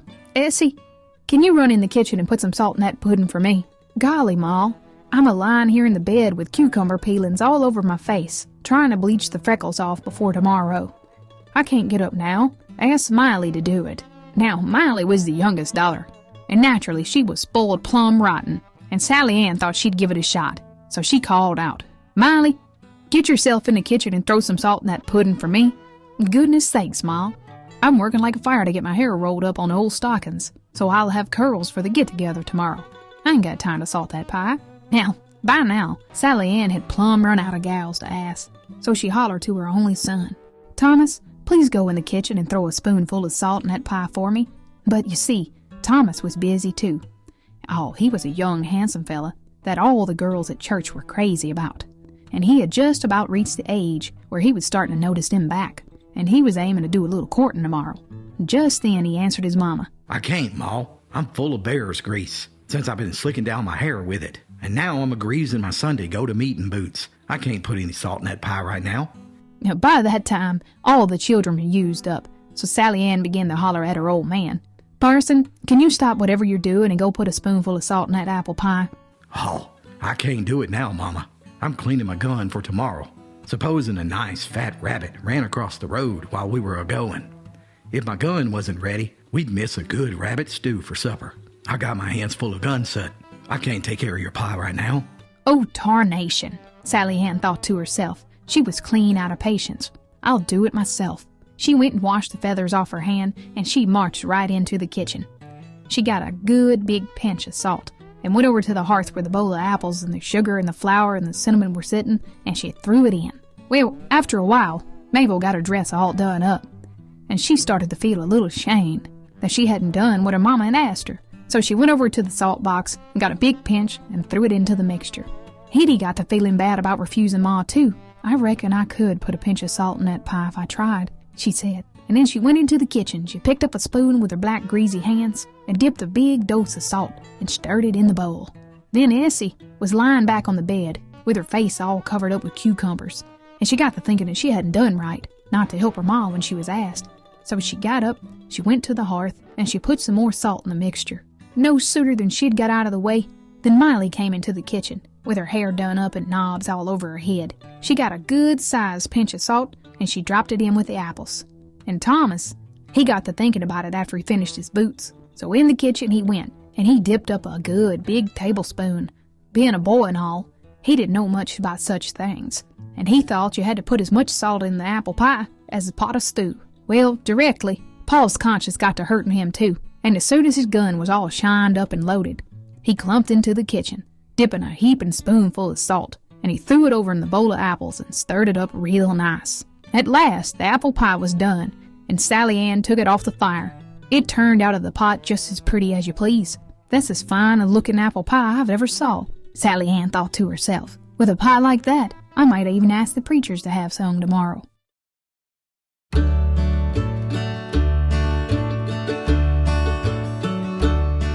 Well, anyways, the next day was just as sparkling and as sunny as you ever saw. Everybody set off, walking to the church. Some of the finest preaching that ever came out of Galax Cove happened that morning. As soon as one preacher was winded, another one got up and took his place. By 12 o'clock, they were all knocked out, so they called time for the big dinner. Well, I tell you, Sally Ann was so proud of that apple pie that sure enough, she invited all the preachers over to have some, and there was 4 of them. So she cut off 4 huge hunks and told them to dig in. The first one, that took a bite, looked at Sally Ann with his eyes half popping out of his head. "You never tasted anything like that, now did you?" Sally Ann asked, all proud like. "No, sister. I don't believe I ever tasted anything like this, and that's a fact," the preacher said with his cheeks all drawled up. "Go on now, don't be bashful. Finish it up," Sally Ann urged the poor fella, who was doing his best not to hurt her feelings. So he took another bite and gulped it down. Those 4 preachers sure proved their Christian faith that day. All 4 of them choked down that pie. After that, they staggered off towards the church. Sally Ann cut out some for herself and passed each of her family a piece. Everybody took a bite and looked up, horrified. Then out came how each of them had gone into the kitchen and saw to the apple pie. Sally Ann was plumb mortified, and it spoilt the preaching too. You can be sure of that. Those preachers didn't save any souls that afternoon. As soon as one of them would get started all worked up to a hollering pitch, he'd have to stop and whisper for a glass of water. I reckon there was so much water hauled up to the pulpit that day that folks stopped thinking about the preaching and began to wonder what all the trouble was. Some folks even took to counting the glasses. What, with preachers plagued with thirst and everybody whispered to each other and asking questions? The meeting broke up way ahead of time. I tell you, the tale about Sally Ann's famous apple pie, and the day the preachers got all choked up, has made folks grin in Galax Cove ever since. Just then, Granny Tollett pulled a small plate from the cabinet, and she cut me a small slice of her pie. She leaned down towards me and she smiled. Now, J.D., don't you go putting any salt in that.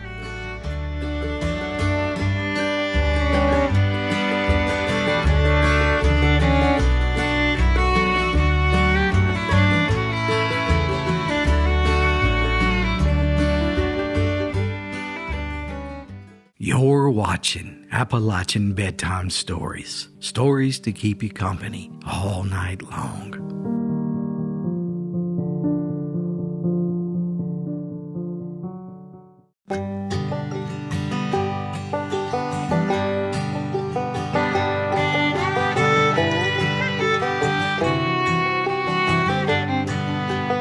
The morning fog hung low over Elkmont, shrouding the remnants of the once thriving logging town in a blanket of mist. Most days, folks quietly went about their routines of farming and tending to their homesteads, with each day blending seamlessly into the next. But today was different. Today, the air buzzed with an undercurrent of unease. Amos Harper stood on the front porch of his modest cabin.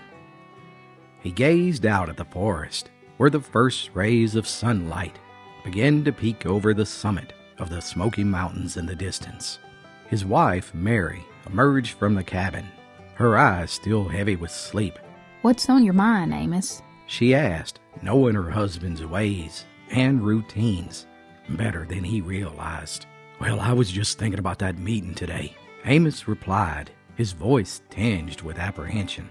Mary nodded, understanding the weight of his words. Those government men had been prowling and snooping around Elkmont, Cades Cove, and several other areas recently, measuring and surveying with their fancy tools and such. And now today, they were holding a meeting down at the Baptist church, and everyone knew what it was about. Wagging tongues and rumors had been swirling for weeks, but today, the mountain folks would hear it for themselves. As the couple made their way down to the church, they were joined by other townsfolk, each face marked with worry and uncertainty. The old church stood as a relic of Elkmont's vibrant past. It had been the site of some of the town's most glorious memories, but everyone knew there wouldn't be any preaching about heaven or streets of gold today. Inside, the pews filled quickly. Silas Thompson, the church deacon, sat in the front row, his gnarled hands resting on a cane. Preacher Tate stood near the podium, offering comforting words to those who sought his guidance. The air was thick with anticipation as Penelope Moore, the local school's only teacher, took a seat towards the back with her eyes scanning the room. The meeting commenced with a hush as a representative from the National Park Service, a tall man with neatly combed hair and a stern demeanor, took the podium. Good morning, everyone. My name is Robert Jenkins, and I'm here on behalf of the National Park Service. Now, I know you folks don't want to hear me stand up here and beat around the bush, so I'm going to get straight to the point and the purpose of this meeting. On behalf of the United States government, the Park Service began conducting studies here in Tremont, Smokemont, Cades Cove, the Sugarlands, and, as you already know, here in Elkmont as well. Now, it's our belief that Elkmont and all the other places I just mentioned should be preserved so the coal and the timber companies can't do any more damage to them. And we'd like to preserve the natural beauty and the historical significance of these mountains. To be quite frank with you, we intend to turn this area into a national park. A murmur ran through the crowd. A national park? Old man Peters spoke loudly from the crowd. What in Sam Hill is that? Now hear me out, sir, the government official continued. This plan will require the acquisition of all land currently occupied by residents. Now we understand this is a difficult proposition, but we believe it's in the best interest of preserving the Smoky Mountains for future generations. Silas Thompson stood, his voice strong despite his age. The government has lost their minds. What about our heritage and our homes You're asking us to give up everything we built for a blasted park?" Jenkins nodded sympathetically. "I understand your concerns, Mr. Thompson, but I assure you that the Park Service is prepared to offer fair compensation and assistance with relocation. We're committed to working with you all to ensure a smooth transition." The room erupted into a heated discussion. "I ain't never once heard such hogwashing all my life," shouted one man. But not everyone was opposed. Some saw the government proposition as a lifeline, a chance to start a new life. This would be an opportunity to move down the mountain to a town. And Preacher Tate stepped forward, raising his hands for silence. "Now, brethren, friends, and neighbors, let's not forget who we are. This community has faced hardships before, and we've always come through by standing together. Let's hear all sides and make a decision that honors our past and looks to our future." And Amos felt a tug on his sleeve. He turned to see Mary's worried face. What are we going to do? And just then, Amos rose to speak. "Now, I don't believe selling our land is the answer. Elkmont has a soul and a history that can't be bought or sold. We need to fight to keep our homes and our way of life. And if we stand together, we can make our voices heard." Just then, the government man shot back.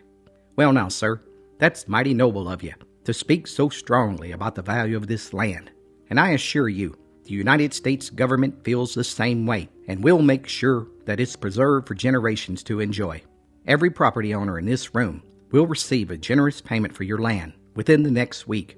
And after that, well, you'll have 14 days to vacate. This concludes this meeting.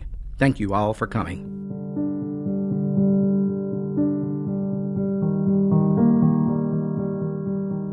Those words echoed across the room, and the stunned and shocked faces of the mountaineers were frozen as the government officials quickly exited and disappeared down the dusty road in their shiny new automobile.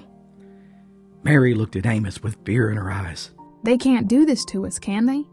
Where will we go?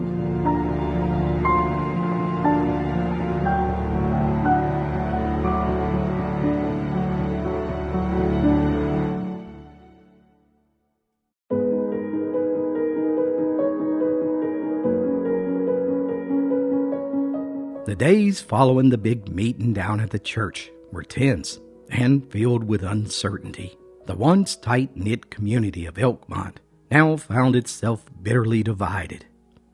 Amos Harper felt the growing discord down at Tompkins Mill, where several men were already talking about the checks that came in the mail. "Pennies, I tell you! They giving us pennies for our land!" one man shouted. "You can't fight the government. A man just has to take what they give you, and that's all there is to it," another replied. Later that day at the general store, Amos overheard a heated argument between two old friends, Thomas Baker and John Wilson. "Well, we'd be fools not to take that deal," Thomas argued. His face was flushed with frustration. "They're offering good money, more than we could ever make by staying here. And I tell you, it's a chance to start fresh in a town, or even a city." John shook his head vehemently. "And leave behind everything my family built? My great-grandpap settled here over 100 years ago. This land is our heritage, our home, I tell you. You can't put a price on that." Back at the church, Preacher Tate was trying to calm a group of elders, but his words fell on deaf ears. Miss Grayson, a long-time church member, was near tears. "If we leave, what will happen to our church?" Across the aisle, Mr. Thompson stood with his arms crossed. "Well, we can always find a new church in town. This building ain't nothing but sticks. The church is in our hearts, and right now, what matters is our family's future, not clinging to the past." And Preacher Tate raised his hands, and his voice was strained. "Brothers and sisters, please, let's not forget that we're all neighbors and friends. We all need to find a way to come together, not tear each other apart. We're all here because we care about Elkmont and about our future. And we need to listen to each other, even if we don't agree. Let's try to understand where everybody's coming from." And just then, Old Man Willis spoke. "Now, Reverend Tate, you know as well as I do, we've all been struggling for years. And this offer from the Park Service is a chance to start over, to give our children a better life. And if you ask me, The best thing for you uns to do is to cash those checks and start packing." And that evening, as Amos sat on the porch with Mary, he voiced his concerns. "I don't know how we're going to get through this, Mary. The town split right down the middle, and even families are arguing amongst themselves about what to do." Mary nodded, with her eyes filled with worry. "I saw Miss Thompson and her daughter arguing in the market today. It's like everyone's forgotten how to talk to each other without shouting." "Yeah, the road ahead is uncertain, but you know as well as I do, the common man don't stand nary a chance against the government. But my pa and his afore him weren't nary the kind of men to just back down without a fight, and that blood still flows in me. And the way I see it, if the government's going to take everything we got, we might as well fight and give 'em hell all the way to the end."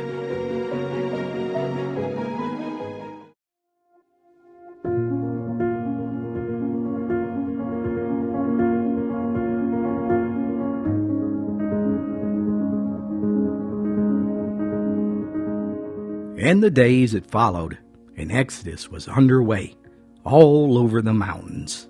One by one, families and their animals loaded down with all their earthly possessions began to make the dusty trek down the mountain trail to nearby towns such as Maryville, Townsend, and Gatlinburg. Nearly everyone in the Sugarlands, Cades Cove, Elkmont, and other communities accepted the government's offers for their homesteads. The Park Service allowed a few families lifetime leases on their homes, and in the end, there were only a few families who vowed to fight the government in court. And Amos watched with a heavy heart as his neighbors packed up their belongings. He saw the pain in their eyes, their reluctance masked by forced smiles and hopeful talks of new beginnings. The once charming community of Elkmont was now nearly empty.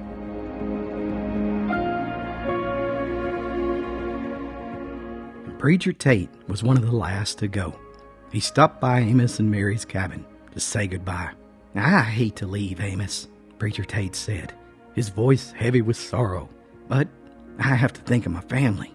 "Well, I understand, Preacher," Amos replied, clasping his hand, "and we'll miss you." You're doing the right thing, Amos. Stand your ground, and I'll be praying for you." The next few months, Amos and Mary Harper and others like the Oliver family over in Cades Cove fought the United States government in court in an effort to keep their homes.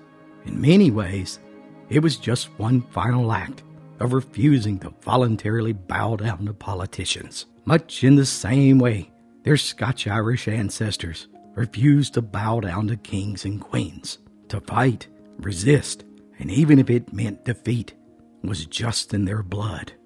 Finally, the day of judgment came in federal court, and the courtroom was silent as the judge delivered the verdict. Amos and Mary Harper sat side by side, their hands tightly clasped. They had fought tirelessly, but as the gavel struck, the reality of their situation hit them with a crushing force. "In the matter of the United States government versus Amos and Mary Harper, the court finds in favor of the government. The land known as Elkmont is to be acquired by the National Park Service, and all its current residents are to vacate immediately." The words echoed in Amos' mind. A final, devastating blow. He looked over at Mary. Her eyes were filled with unshed tears. They had just lost everything. In the months that followed, they found a small apartment down in Maryville and took whatever jobs they could find. Amos worked down at an aluminum factory. The noise and the pace was a stark contrast to the quiet rhythm of life in Elkmont. Mary found work down at a local diner. Her days spent serving strangers instead of teaching the children she had once known so well. And life in Maryville was hard. The apartment felt cramped and foreign, a far cry from their cabin that was surrounded by the beauty of the mountains. The routine of work and sleep left little room for anything else, and their hearts ached for the home they had lost, the land that had been stolen from them. And years passed, and the pain dulled, but it never fully disappeared. Amos and Mary and so many other families who were forced to leave the mountains learned to adapt, but a part of them always remained in places like Elkmont and Cage Cove.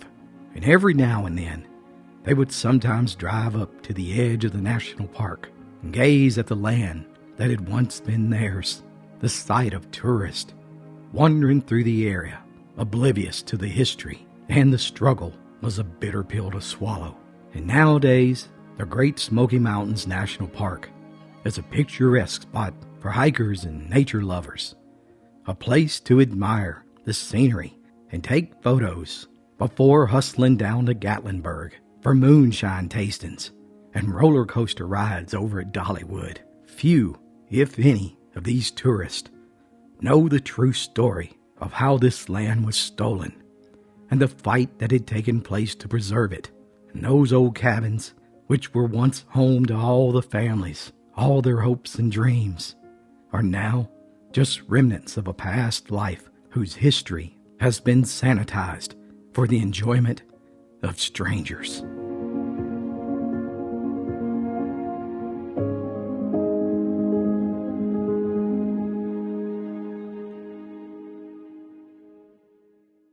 You're watching Appalachian Bedtime Stories. Stories to keep you company all night long.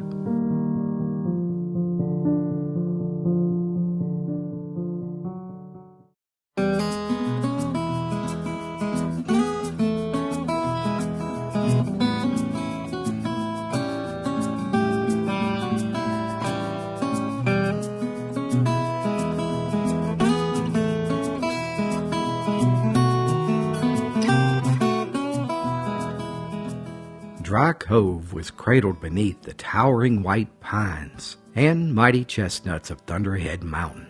The land here was rugged as the souls who called it home, hard-working folks who were just as in tune with the forest as the animals that inhabited them. Among these souls were the Harpers, a family that had called Dry Cove home since their Scotch-Irish ancestors first cleared the land 4 generations ago.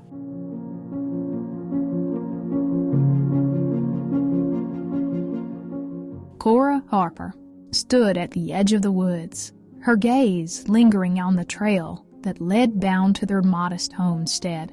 The cabin, with its smoke curling lazily from the chimney, had once been a haven of laughter and warmth. Now it stood as a somber sentinel against the winter's chill. You see, the winter of 1894 had been cruel, not just for its biting winds, but for the typhoid fever that had swept through the valley, claiming her own mama's life. Her mother, Desi, had been the heart of their home, a gentle mountain woman who soothed the rough edges of their hard life. But ever since she passed, the silence in the cabin had been oppressive, as if the mountains themselves were still mourning her absence. Kora's father, Isaac, was once a stalwart mountaineer who ran the saw down at Hawkins Lumber Camp with a steady hand. But now he was a shadow of his former self. Since Desi's death, he had been searching for answers in the bottom of an empty whiskey bottle, drawing him further away from his children, who needed him more than ever before. Kora, at 16 years old, had inherited her mother's place in the home overnight. Her days were now a relentless cycle of chores, fetching water from the creek and tending to her 4 younger siblings, and doing her best to cook meals that could fill the emptiness that had settled in their bellies and their hearts. The weight of her newfound responsibilities were as real as the cold that seeped through the chinking in the cabin walls. And the children, they were too young to fully grasp the loss of their mother, and they often asked when Mama was coming back home. And each time, a fresh wound would open in Kora's heart. Little Emma, the youngest of the 4, still left plates of cornbread by the fireplace, a ritual that her mama had cherished, believing that it would bring good spirits.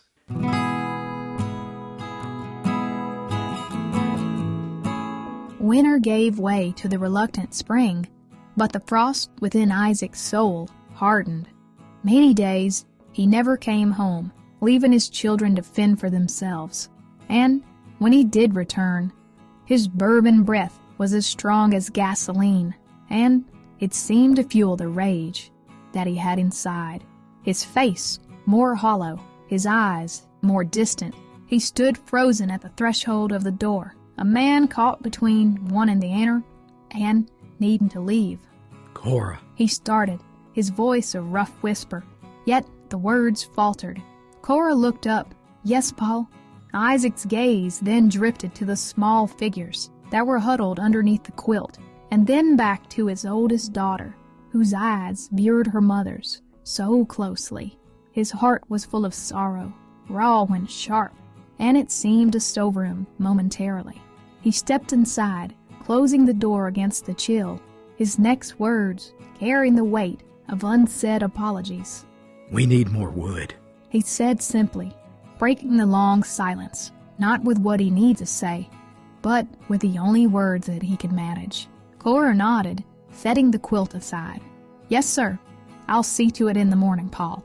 And as Isaac retreated to the shadows of the cabin, Kora's thoughts lingered back to her mama. The loss was devastating, and the future of the Harper family was more uncertain than ever before. Yet, something inside of Kora began to kindle, and the quiet resolve of the young mountain girl who was learning all too quickly what it meant to stand firm in the face of life's relentless trials.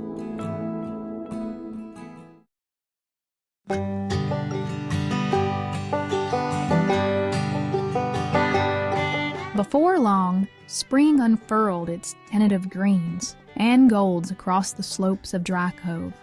Still, the morning air was crisp as Kora stepped outside, with a bucket in each hand, down a worn dirt path that led to Mossy Creek, a quarter of a mile from her home. At 16, Kora's frame was slight, but her shoulders bore the weight of her new life. Mossy Creek was a solitary place at dawn. The steady rush of water over the stones spoke in hushed tones. As she filled the buckets, she allowed herself a moment to watch a leaf fall from the safety of an elm tree and softly land atop the water. Thrust into this new, unforeseen trial, she watched as the leaf navigated its way over the rocks, swirling and bobbing, trying to stay afloat. Kora pondered the ease at which the leaf had found direction, and she wondered if this was something she could ever emulate. Back at the cabin, Isaac had become a stranger, with his presence more noted than his absences. And when he did appear, his eyes were always bloodshot, his temper quick, and his words short, and the smell of whiskey clung to him like a second skin. Truth be told, it had been this way all winter, and most of the spring, and now the strain was beginning to show.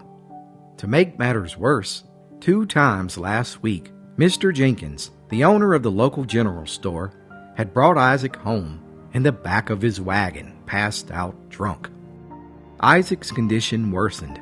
Once a strong mountaineer, forged by the years of logging, he was now a shadow of himself, crippled by the dual burdens of grief and alcohol. And by now, all of Dry Cove knew that Isaac Harper was a broken man.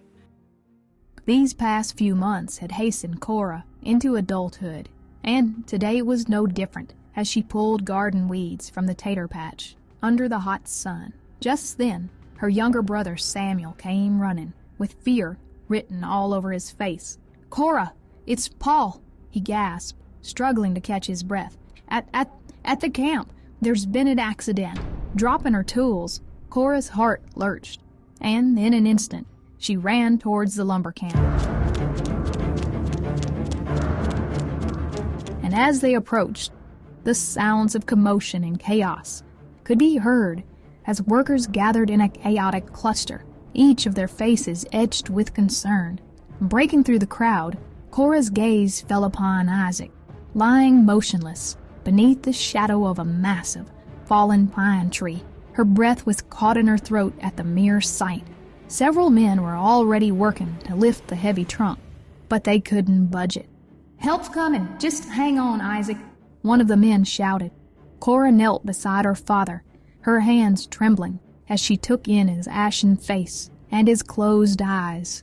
Fear gripped her heart. The reality of potentially losing him, too, was a blow she wasn't prepared to face.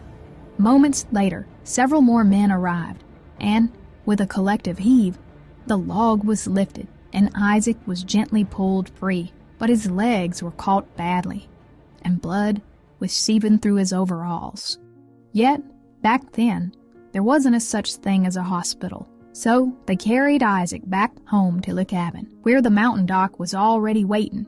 "He'll live," he told Kora, "but it's gonna be a long recovery. Now, I know he ain't been the best father lately, and I know you're carrying a heavy load, child, but your paw needs you young'uns more than ever afore." That night, as Kora sat by her father's side, the weight of the world seemed to crush down on her. So she stepped outside on the porch for a breath of air and a cool breeze. There she stood, looking up at the starlit sky. She felt an overwhelming sense of isolation. She had never felt so helpless and alone. Her knees gave way, and she sank to the ground, her tears finally breaking free. "Why, Mother," she cried out into the darkness, "how can I do this alone?" It was there, under the dark night sky, that Kora nearly gave up. You're watching the Appalachia channel. In the weeks that followed, Isaac was bedridden and racked with pain. He was also forced into a sobriety that brought clarity and regret. His physical injuries were healing, albeit slowly, but the wounds within, his guilt over his neglect, and the grief that had driven him to the bottle were much harder to mend. One afternoon, as the heat of the day began to wane, Isaac called Kora to his bedside. His voice was weak. "Kora, I've been thinking about how things have been and how I've been. And I ain't been much of a part of y'all. And for that, I'm truly sorry. And I know I can't undo all the hurt I've caused you. I let you down when you needed me the most. And losing your ma, no, it ripped my soul out. And I tried to flood that emptiness with whiskey. And now I see that I almost lost you in that flood. And the truth is, if the good Lord hadn't laid that tree down on me, I would have. But he busted me up pretty good, trying to wake me up before it was too late. And I'm awake now. And I see all you've done. You're as fine a daughter as any man could ever hope for. And your mama, oh, she would be so proud of you. And I know she's looking down on you now. I can see her spirit in your eyes. Kora, I know I ain't said it nearly enough, but I love you. And I hope you can find it in your heart to give me another chance. I promise you this, I'll never drink another drop. And I'm going to do my very best to be the pa that you deserve.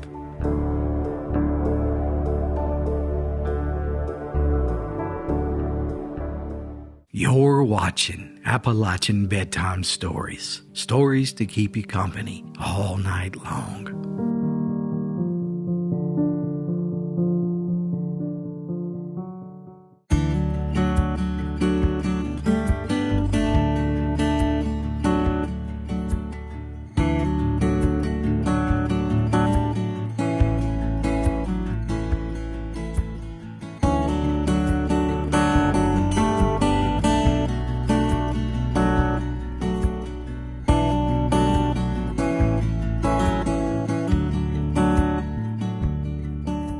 In the open doorway of the ancient weathered log cabin, far up the slopes of Sugarloaf Mountain, stood a rugged mountain man with a stout frame, clad in typical overalls attire. Thomas Edward Justice, simply known in the little world of Edneyville as Big Tom. Now, Tom was innocent of all book learning and void of any license to operate a business in the state of North Carolina. But the Hill folks knew that they could count on him at the farmer's market every Saturday for a wagon load of fresh vegetables. It had been that way for the past 20 years, as Big Tom peddled his Irish taters, corn, and apples, depending on the time of year, He might even have some fresh strawberries or chestnuts. But one thing's for sure, he'd be at that market with something to sell each and every week. Today was a busy day for Big Tom since it was Friday. There was so much to do. He took note of the fresh new buds springing to life on the maple trees. This was exactly what he'd been hoping for. Indeed, the weather was finally taking a turn for the better. Gone were the long, cold, hard days of winter, and renewed were the hopes of the longer days and bountiful crops to come. With that in mind, Tom wasted no time hooking up the plow to his faithful mule, Earl.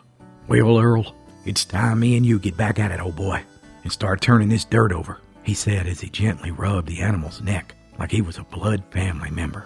Inside of the primitive cabin, his wife Effie was busy preparing strips of hog in the cast iron kettle while making cornbread on a flat griddle held over the open flame of the fireplace.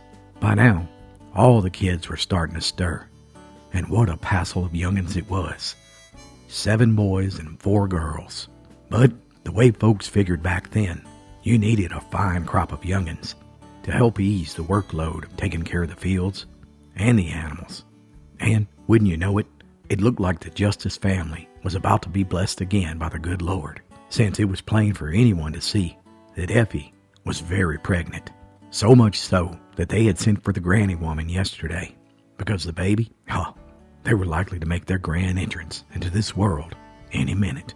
Sure enough, by noon that day, the mountain doctor galloped to the Justice homestead with a saddlebag full of the latest medicine that she had harvested from the hills and the hollers. And she wasn't a moment too soon, as Effie was in the full throes of labor. Now, back in those days, babies in the spring were just a natural order of things, and menfolk didn't do all the pacing the floors and fretting and worrying like they do now. No, sir. They went right ahead, tending to their business. So it was no surprise that Big Tom and Earl never broke stride out in the fields, while Effie was giving birth inside the cabin. The farmer looked up and he saw his eldest boy, Tom Jr., running towards him. "Paul, we got a baby girl." The mountaineer gave a brief nod of understanding to his son. Well, how about that? Another gal to help out around the house, he thought to himself. Well, directly, about 30 minutes later, Junior came running across the field again. "Paul, we got another baby girl." Big Tom nodded again and casually thought to himself, "Well, I reckon I'll break ground on a couple more rows this year. The good Lord knows we'll need the extra food." And lo and behold, it weren't nary 15 minutes later when Big Tom looked up and saw his boy running towards the field, yet again, with his arms flailing away. "Paul, there's another one!" "What in tarnation is going on in there?" the old man yelled out as he dropped his plow and took off running towards the cabin. He had to make sure there weren't any more gals about to be born today.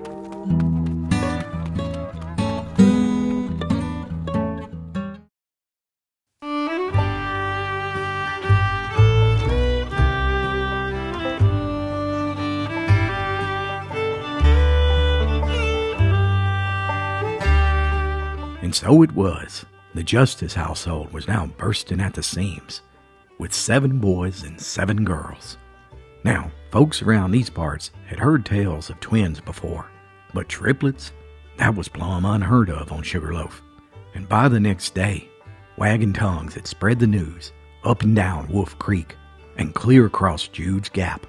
Over the next week, a steady stream of kinfolks and curious alike visited the Justice homestead to see the famous triplets with their own eyes. When Uncle Bob Freeman first saw the girls, he asked the obvious question, "Well, Big Tom, what you gonna name 'em?" "Well, I don't rightly know. It's hard to tell 'em apart." Uncle Bob pointed at the girl who had been born first and said, "Why don't you name that one there after my wife Bessie? And since they look so much alike, it's only sensible to make their names rhyme.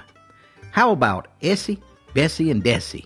And just like that, the triplets had their legal names. From that moment on, Essie, Bessie, and Desi were inseparable. Effie made all their clothes and dressed them identical. And as they grew, they were the pride and joy of Big Tom. He took the girls to baby contests down in the valley, where all three of these pretty girls would cause a spectacle rarely seen in the mountains.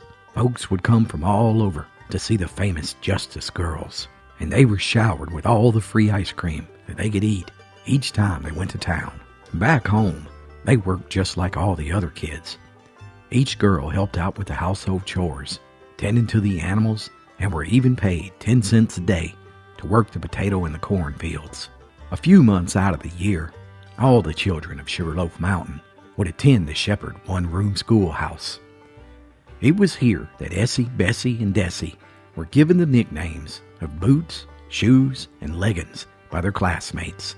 The girls were model children as long as their parents were around, but it was well known that they loved to rip and run just like all their siblings. They got into every bit of mischief possible, climbing trees and fences. But the most fun they had was going to school during the winter. You see, the road they walked had a large overhanging cliff that water cascaded down, which created an icicle wonderland during the cold months.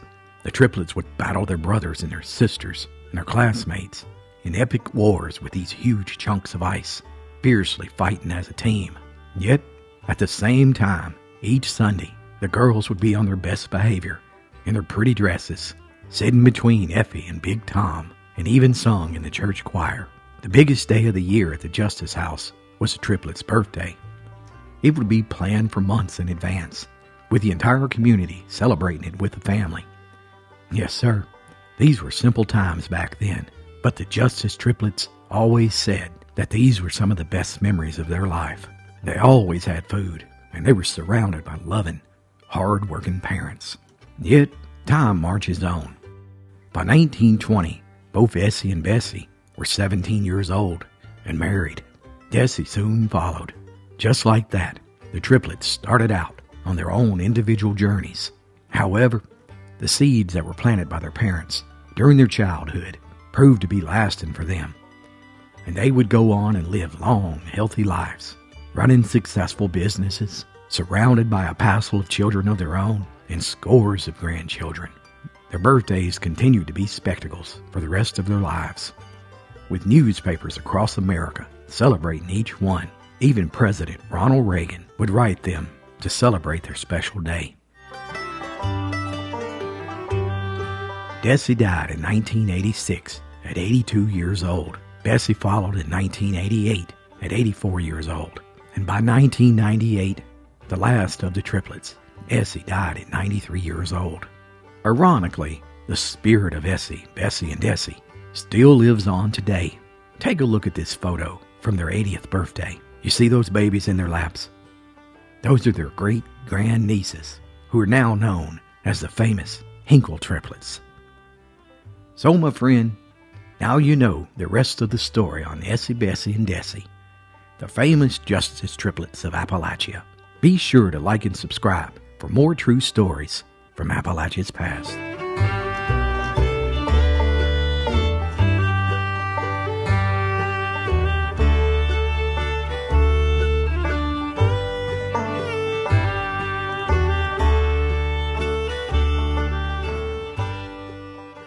You're watching Appalachian Bedtime Stories. Stories to keep you company all night long.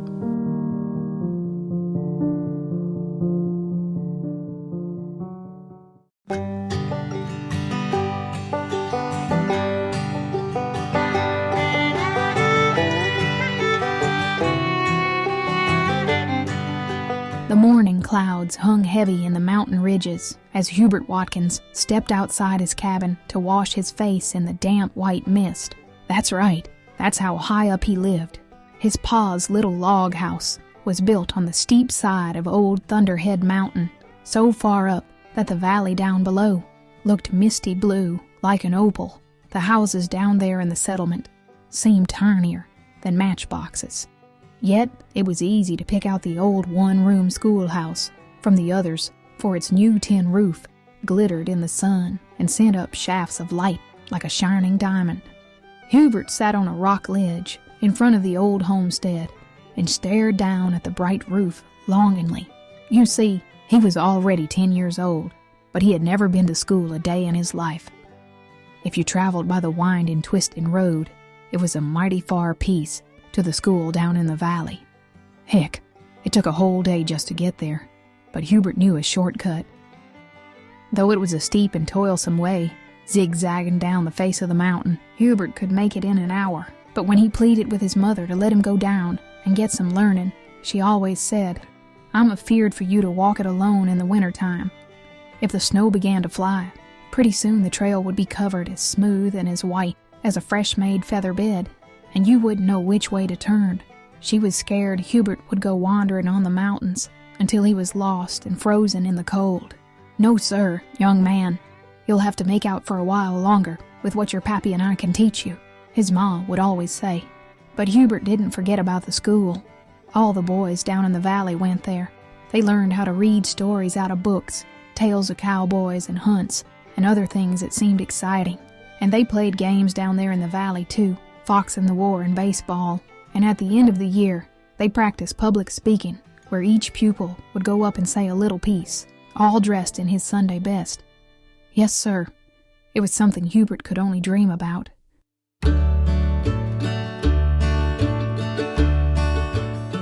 "Can't I just start this year, Ma, and go until the days begin to get cold?" the young boy pleaded. "Well, I suppose there'd be no harm in that," his ma figured. "You can go during the month of September. There's never any snow in that time of year." Just like that, Hubert was full of joy. After all, even 1 month in school was something to look forward to. But Hubert soon began to worry about his clothes. All he had to wear was a pair of blue overalls and a homespun shirt. The other boys in the school would have on new shirts, store-bought pants, and nice striped shirts. And then there were books. Where would he get the money for books? There was always plenty to eat in the little cabin on Thunderhead, because Pa raised everything they needed. There were warm clothes, too, because Ma spun the wool from their own sheep and wove it into cloth. But there was never any money to spare. But Hubert was itching for some clothes like the other boys had, and some books so that he could study his lessons. If there were only a way he could earn a little money, he thought to himself. The next day he said to his ma, "I think I'll go ask Mr. Honeycutt if he would like some help picking his apples and loading them into the wagon to take to town. Maybe I could make me a little money to buy some store clothes and some books." So the mountain boy set over the ridge to his neighbor's farm in the next cove. "Why, yes, I could use a little help loading my apples," Mr. Honeycutt said as he twisted his handlebar mustache. Hubert set out to work, picking up the sound apples from the ground, plucking the ripe ones from the tree, sacking them, and helping Mr. Honeycutt to hoist them into his covered wagon. When it was loaded good and high, Mr. Honeycutt hitched his old brown mule between the shafts. Then he climbed into the driver's seat. "Don't you worry, son. I won't forget you when I sell my apples down in town," he promised, as he cracked his whip and went creaking down the rough mountain road. "I'll be back in 2 or 3 days, and I'll stop by your house with your pay." During the time Mr. Honeycutt was away, Hubert wondered if he would get a good price for his apples. He hoped so, 'cause if he did, he might pay Hubert enough to buy all the things the young boy wanted. "If he pays me only enough to get part of them," he thought, "I'll buy me the store-bought pants first. A homespun shirt wouldn't look so outlandish if he had a pair of proper pants to go with it. After that, he would buy a reader." On the 3rd day, when he heard the rumble of Mr. Honeycutt's wagon wheels coming around a mountain, he ran to the cabin door. "Whoa!" cried Mr. Honeycutt, pulling up in front of the door. "Well, Hubert, I've got your pay." He was smiling so that his mustache spread all over his face. "He must have got a good price, and he's going to pay me a lot," thought Hubert, taking note of his good humor. He ran out to the covered wagon and looked up expectantly. Mr. Honeycutt leaned into the back of the wagon behind the white canvas top and began to pull something forward. "Well, here's your pay. How do you like it?" Around the edge of the wagon top peered a neat, fur-covered head with 2 dainty horns. A goat. A trim little brown beard wiggled merrily as his jaws worked. The goat was chewing busily on the end of something white. It was Mr. Honeycutt's shirt tail. "Here! How did you get a hold of that?" The old man laughed, pulling it away from his passenger and stuffing the ragged edge back into the top of his trousers. "Well, how do you like him?" he asked, turning back to Hubert. He cost a little more than I ought to pay for having my apples picked, but then I remembered how a boy loves a goat. Hubert was surprised, but it wouldn't do to let Mr. Honeycutt see that he was disappointed to get a goat instead of money. Besides, it was a pretty neat-looking little goat, and he had always wanted one. "Gee, Mr. Honeycutt, he sure is a fine goat." "I thank you, I sure do." He took the goat's rope, and the trim little animal bounded gracefully out of the wagon. "Land sakes, what have you got there?" Hubert's ma asked as the goat stepped into the cabin with the boy. "Well, I've got me a goat, though it's not what I expected. It's my pay for picking Mr. Honeycutt's apples. But I thought you wanted some money to get yourself some clothes to wear to school." "Well, anyways, it's what he brought me," Hubert replied. "And I'd as soon have him, I reckon."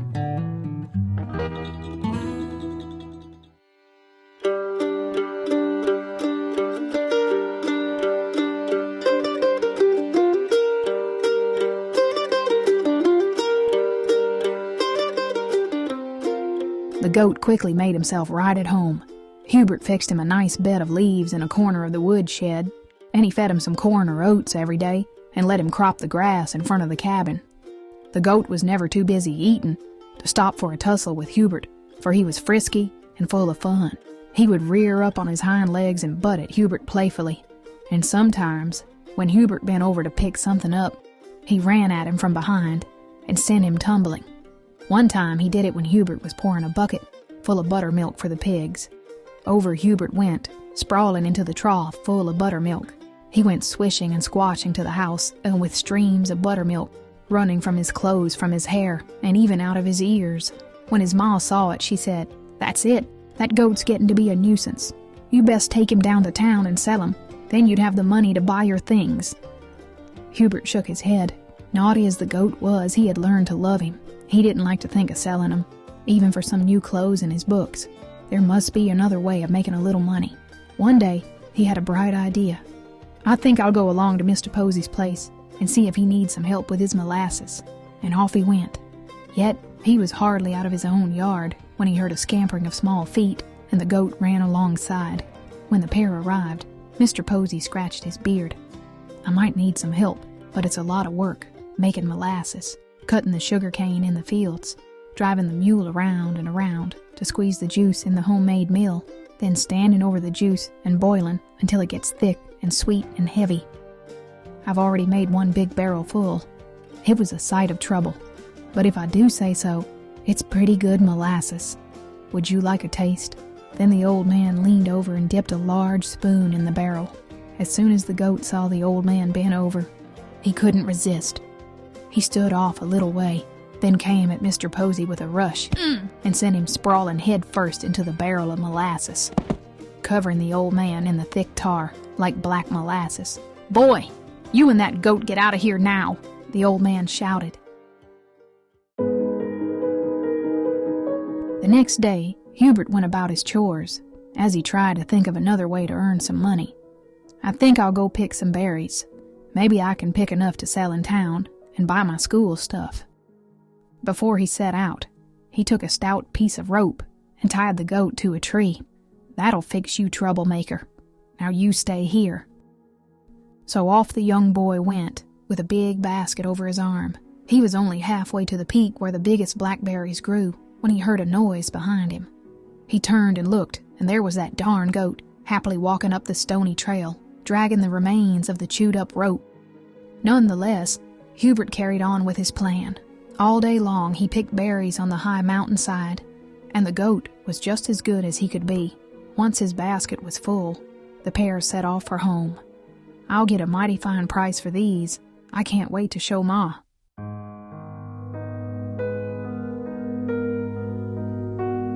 Once he got home, he sat the bucket on the porch and went inside to fetch his ma. Yet when he came back outside, the entire bucket was turned over in the dirt. The goat had scuffed and crushed them all, and his mouth was stained with blackberry juice.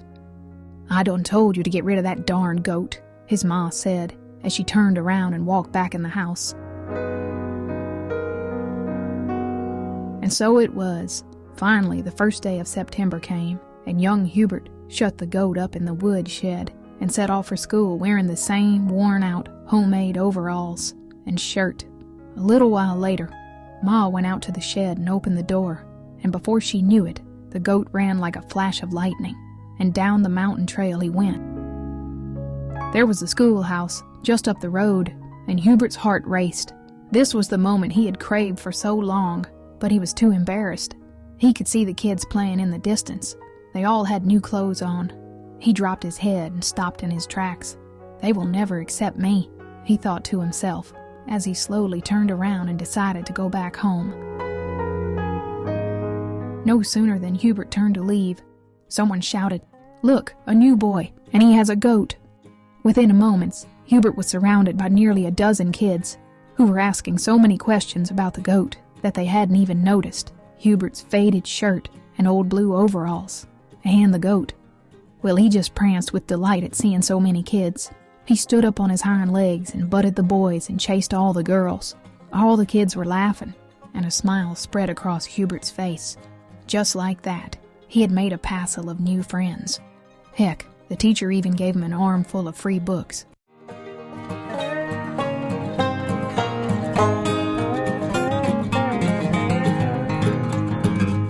You're watching Appalachian Bedtime Stories. Stories to keep you company all night long.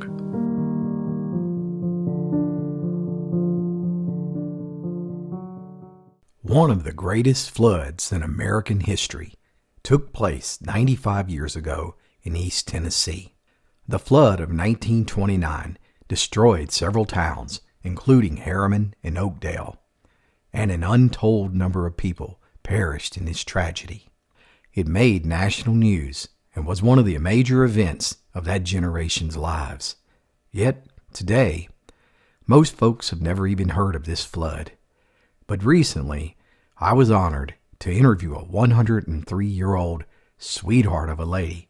She was 8 years old at the time and survived the flood, watching houses float completely intact down the Emory River, some with chickens still on their roofs. This is a rare chance to hear this historic event told firsthand from someone who lived through it, and I hope you enjoy. I was born in Roane County on a farm down around Rockwood, they tell me. I grew up part of my years at Emory Heights, and then when I was, well, we had moved to Harriman in 29, the flood, and so I lived in Harriman until I got married in 1940.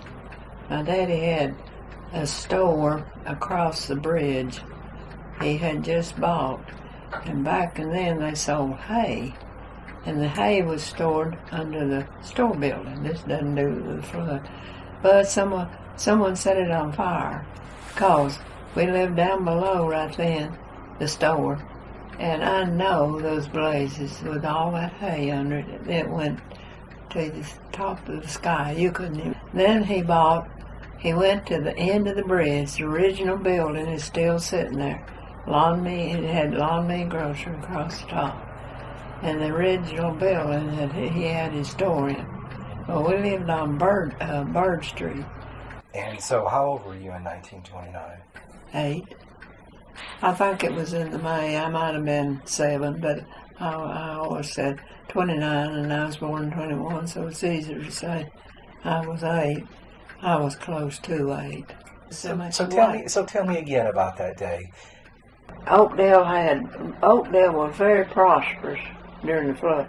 It had a theater, a Coca-Cola plant. The school was, now I cannot tell you where the buildings were down here, because I wasn't here then. He worked on the railroad, and it rained all night hard. And he saw the river getting up. He left his job and got in his car and went up and down this, what we call this river view, but it's like that movie, The Bottom. He got up and went on every door and knocked and woke the people up. And everyone got out, because it was coming up that fight. Wow. He had a wife and a daughter in a nice brick home down here. And he just buried his father and his mother and he'd had the money to pay for a funeral on the piano. He lost everything he's had. And the people up here didn't lose their homes, but it was full of sand. And they said to this day there would be sand come out of those around the windows that was in the, sides. I just went out on the house had porch on the front and the back. I went out on the front porch. And just as I went out, it was just an eye view. It was, and that river was, that building was going up and down, up and down. And it was gone in a split second. And so I think I was the only one that saw it right at that place. So it was a building with a chicken on top of it, floating down the river.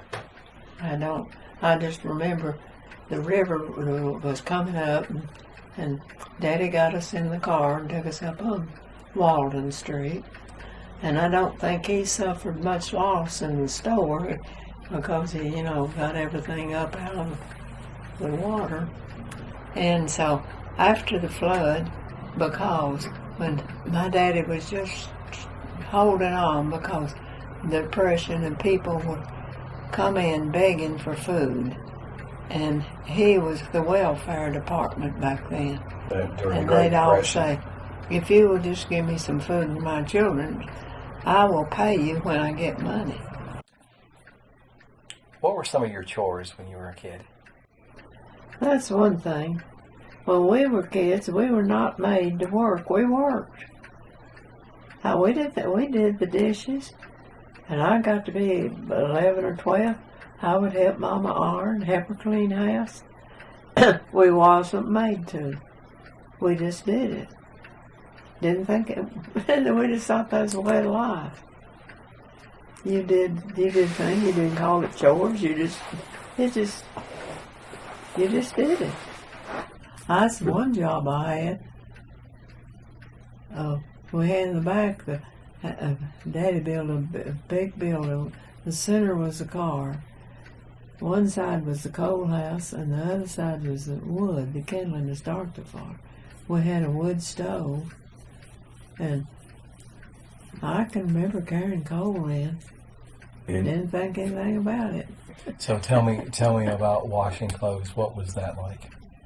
I remember Mama was a worker, and at night she had a wash house out in the back, and she had a Maytag washing machine, and she had 2 tubs that built up on the stuff. She washed every Monday. Well, the night before, she would go and fill those 2 tubs up, and the clothes that were white clothes that were maybe dirty or something, she'd soak them. And then she'd get up on Monday, she'd go out there and run them all through the wringer and fill them up again. And she'd put them in the washing machine. You'd turn the wringer and it'd go, run it in that tub. You'd rinse it in there. You'd turn it this tub, and she had bluing water in the last tub. Clothes were clean. And then after she had to catch them, we had about at least 5 clotheslines, but they were up where they didn't bother you about you could walk on it, did it? And hang them up, clothespins on the bag, and hang those up. Take them down, and your shirt, her daddy's shirts, the pillowcases, the dresses. She had a big kettle of starch she'd made. She'd cook it on the stove. She would put her shirts and everything, pillowcases, and run them through the starch after she'd rinsed them twice.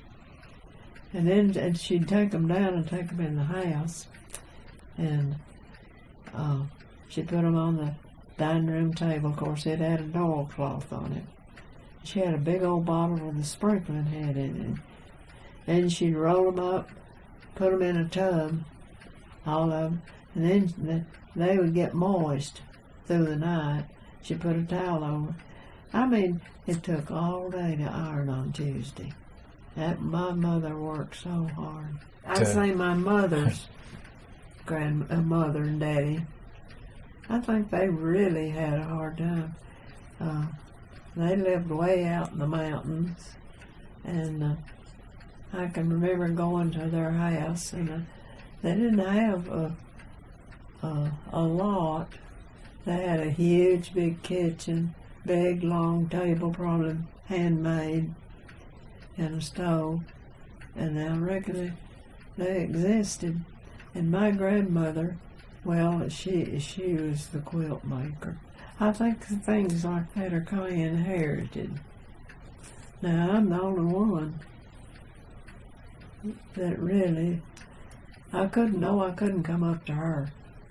You wouldn't believe how she could sit down. I have to draw it and cut it out and everything. She'd freehand cut it and take these little pieces and put them together, and they'd lay just flat. It amazed me. What do you think of the internet? I don't know a thing in the world about any of that.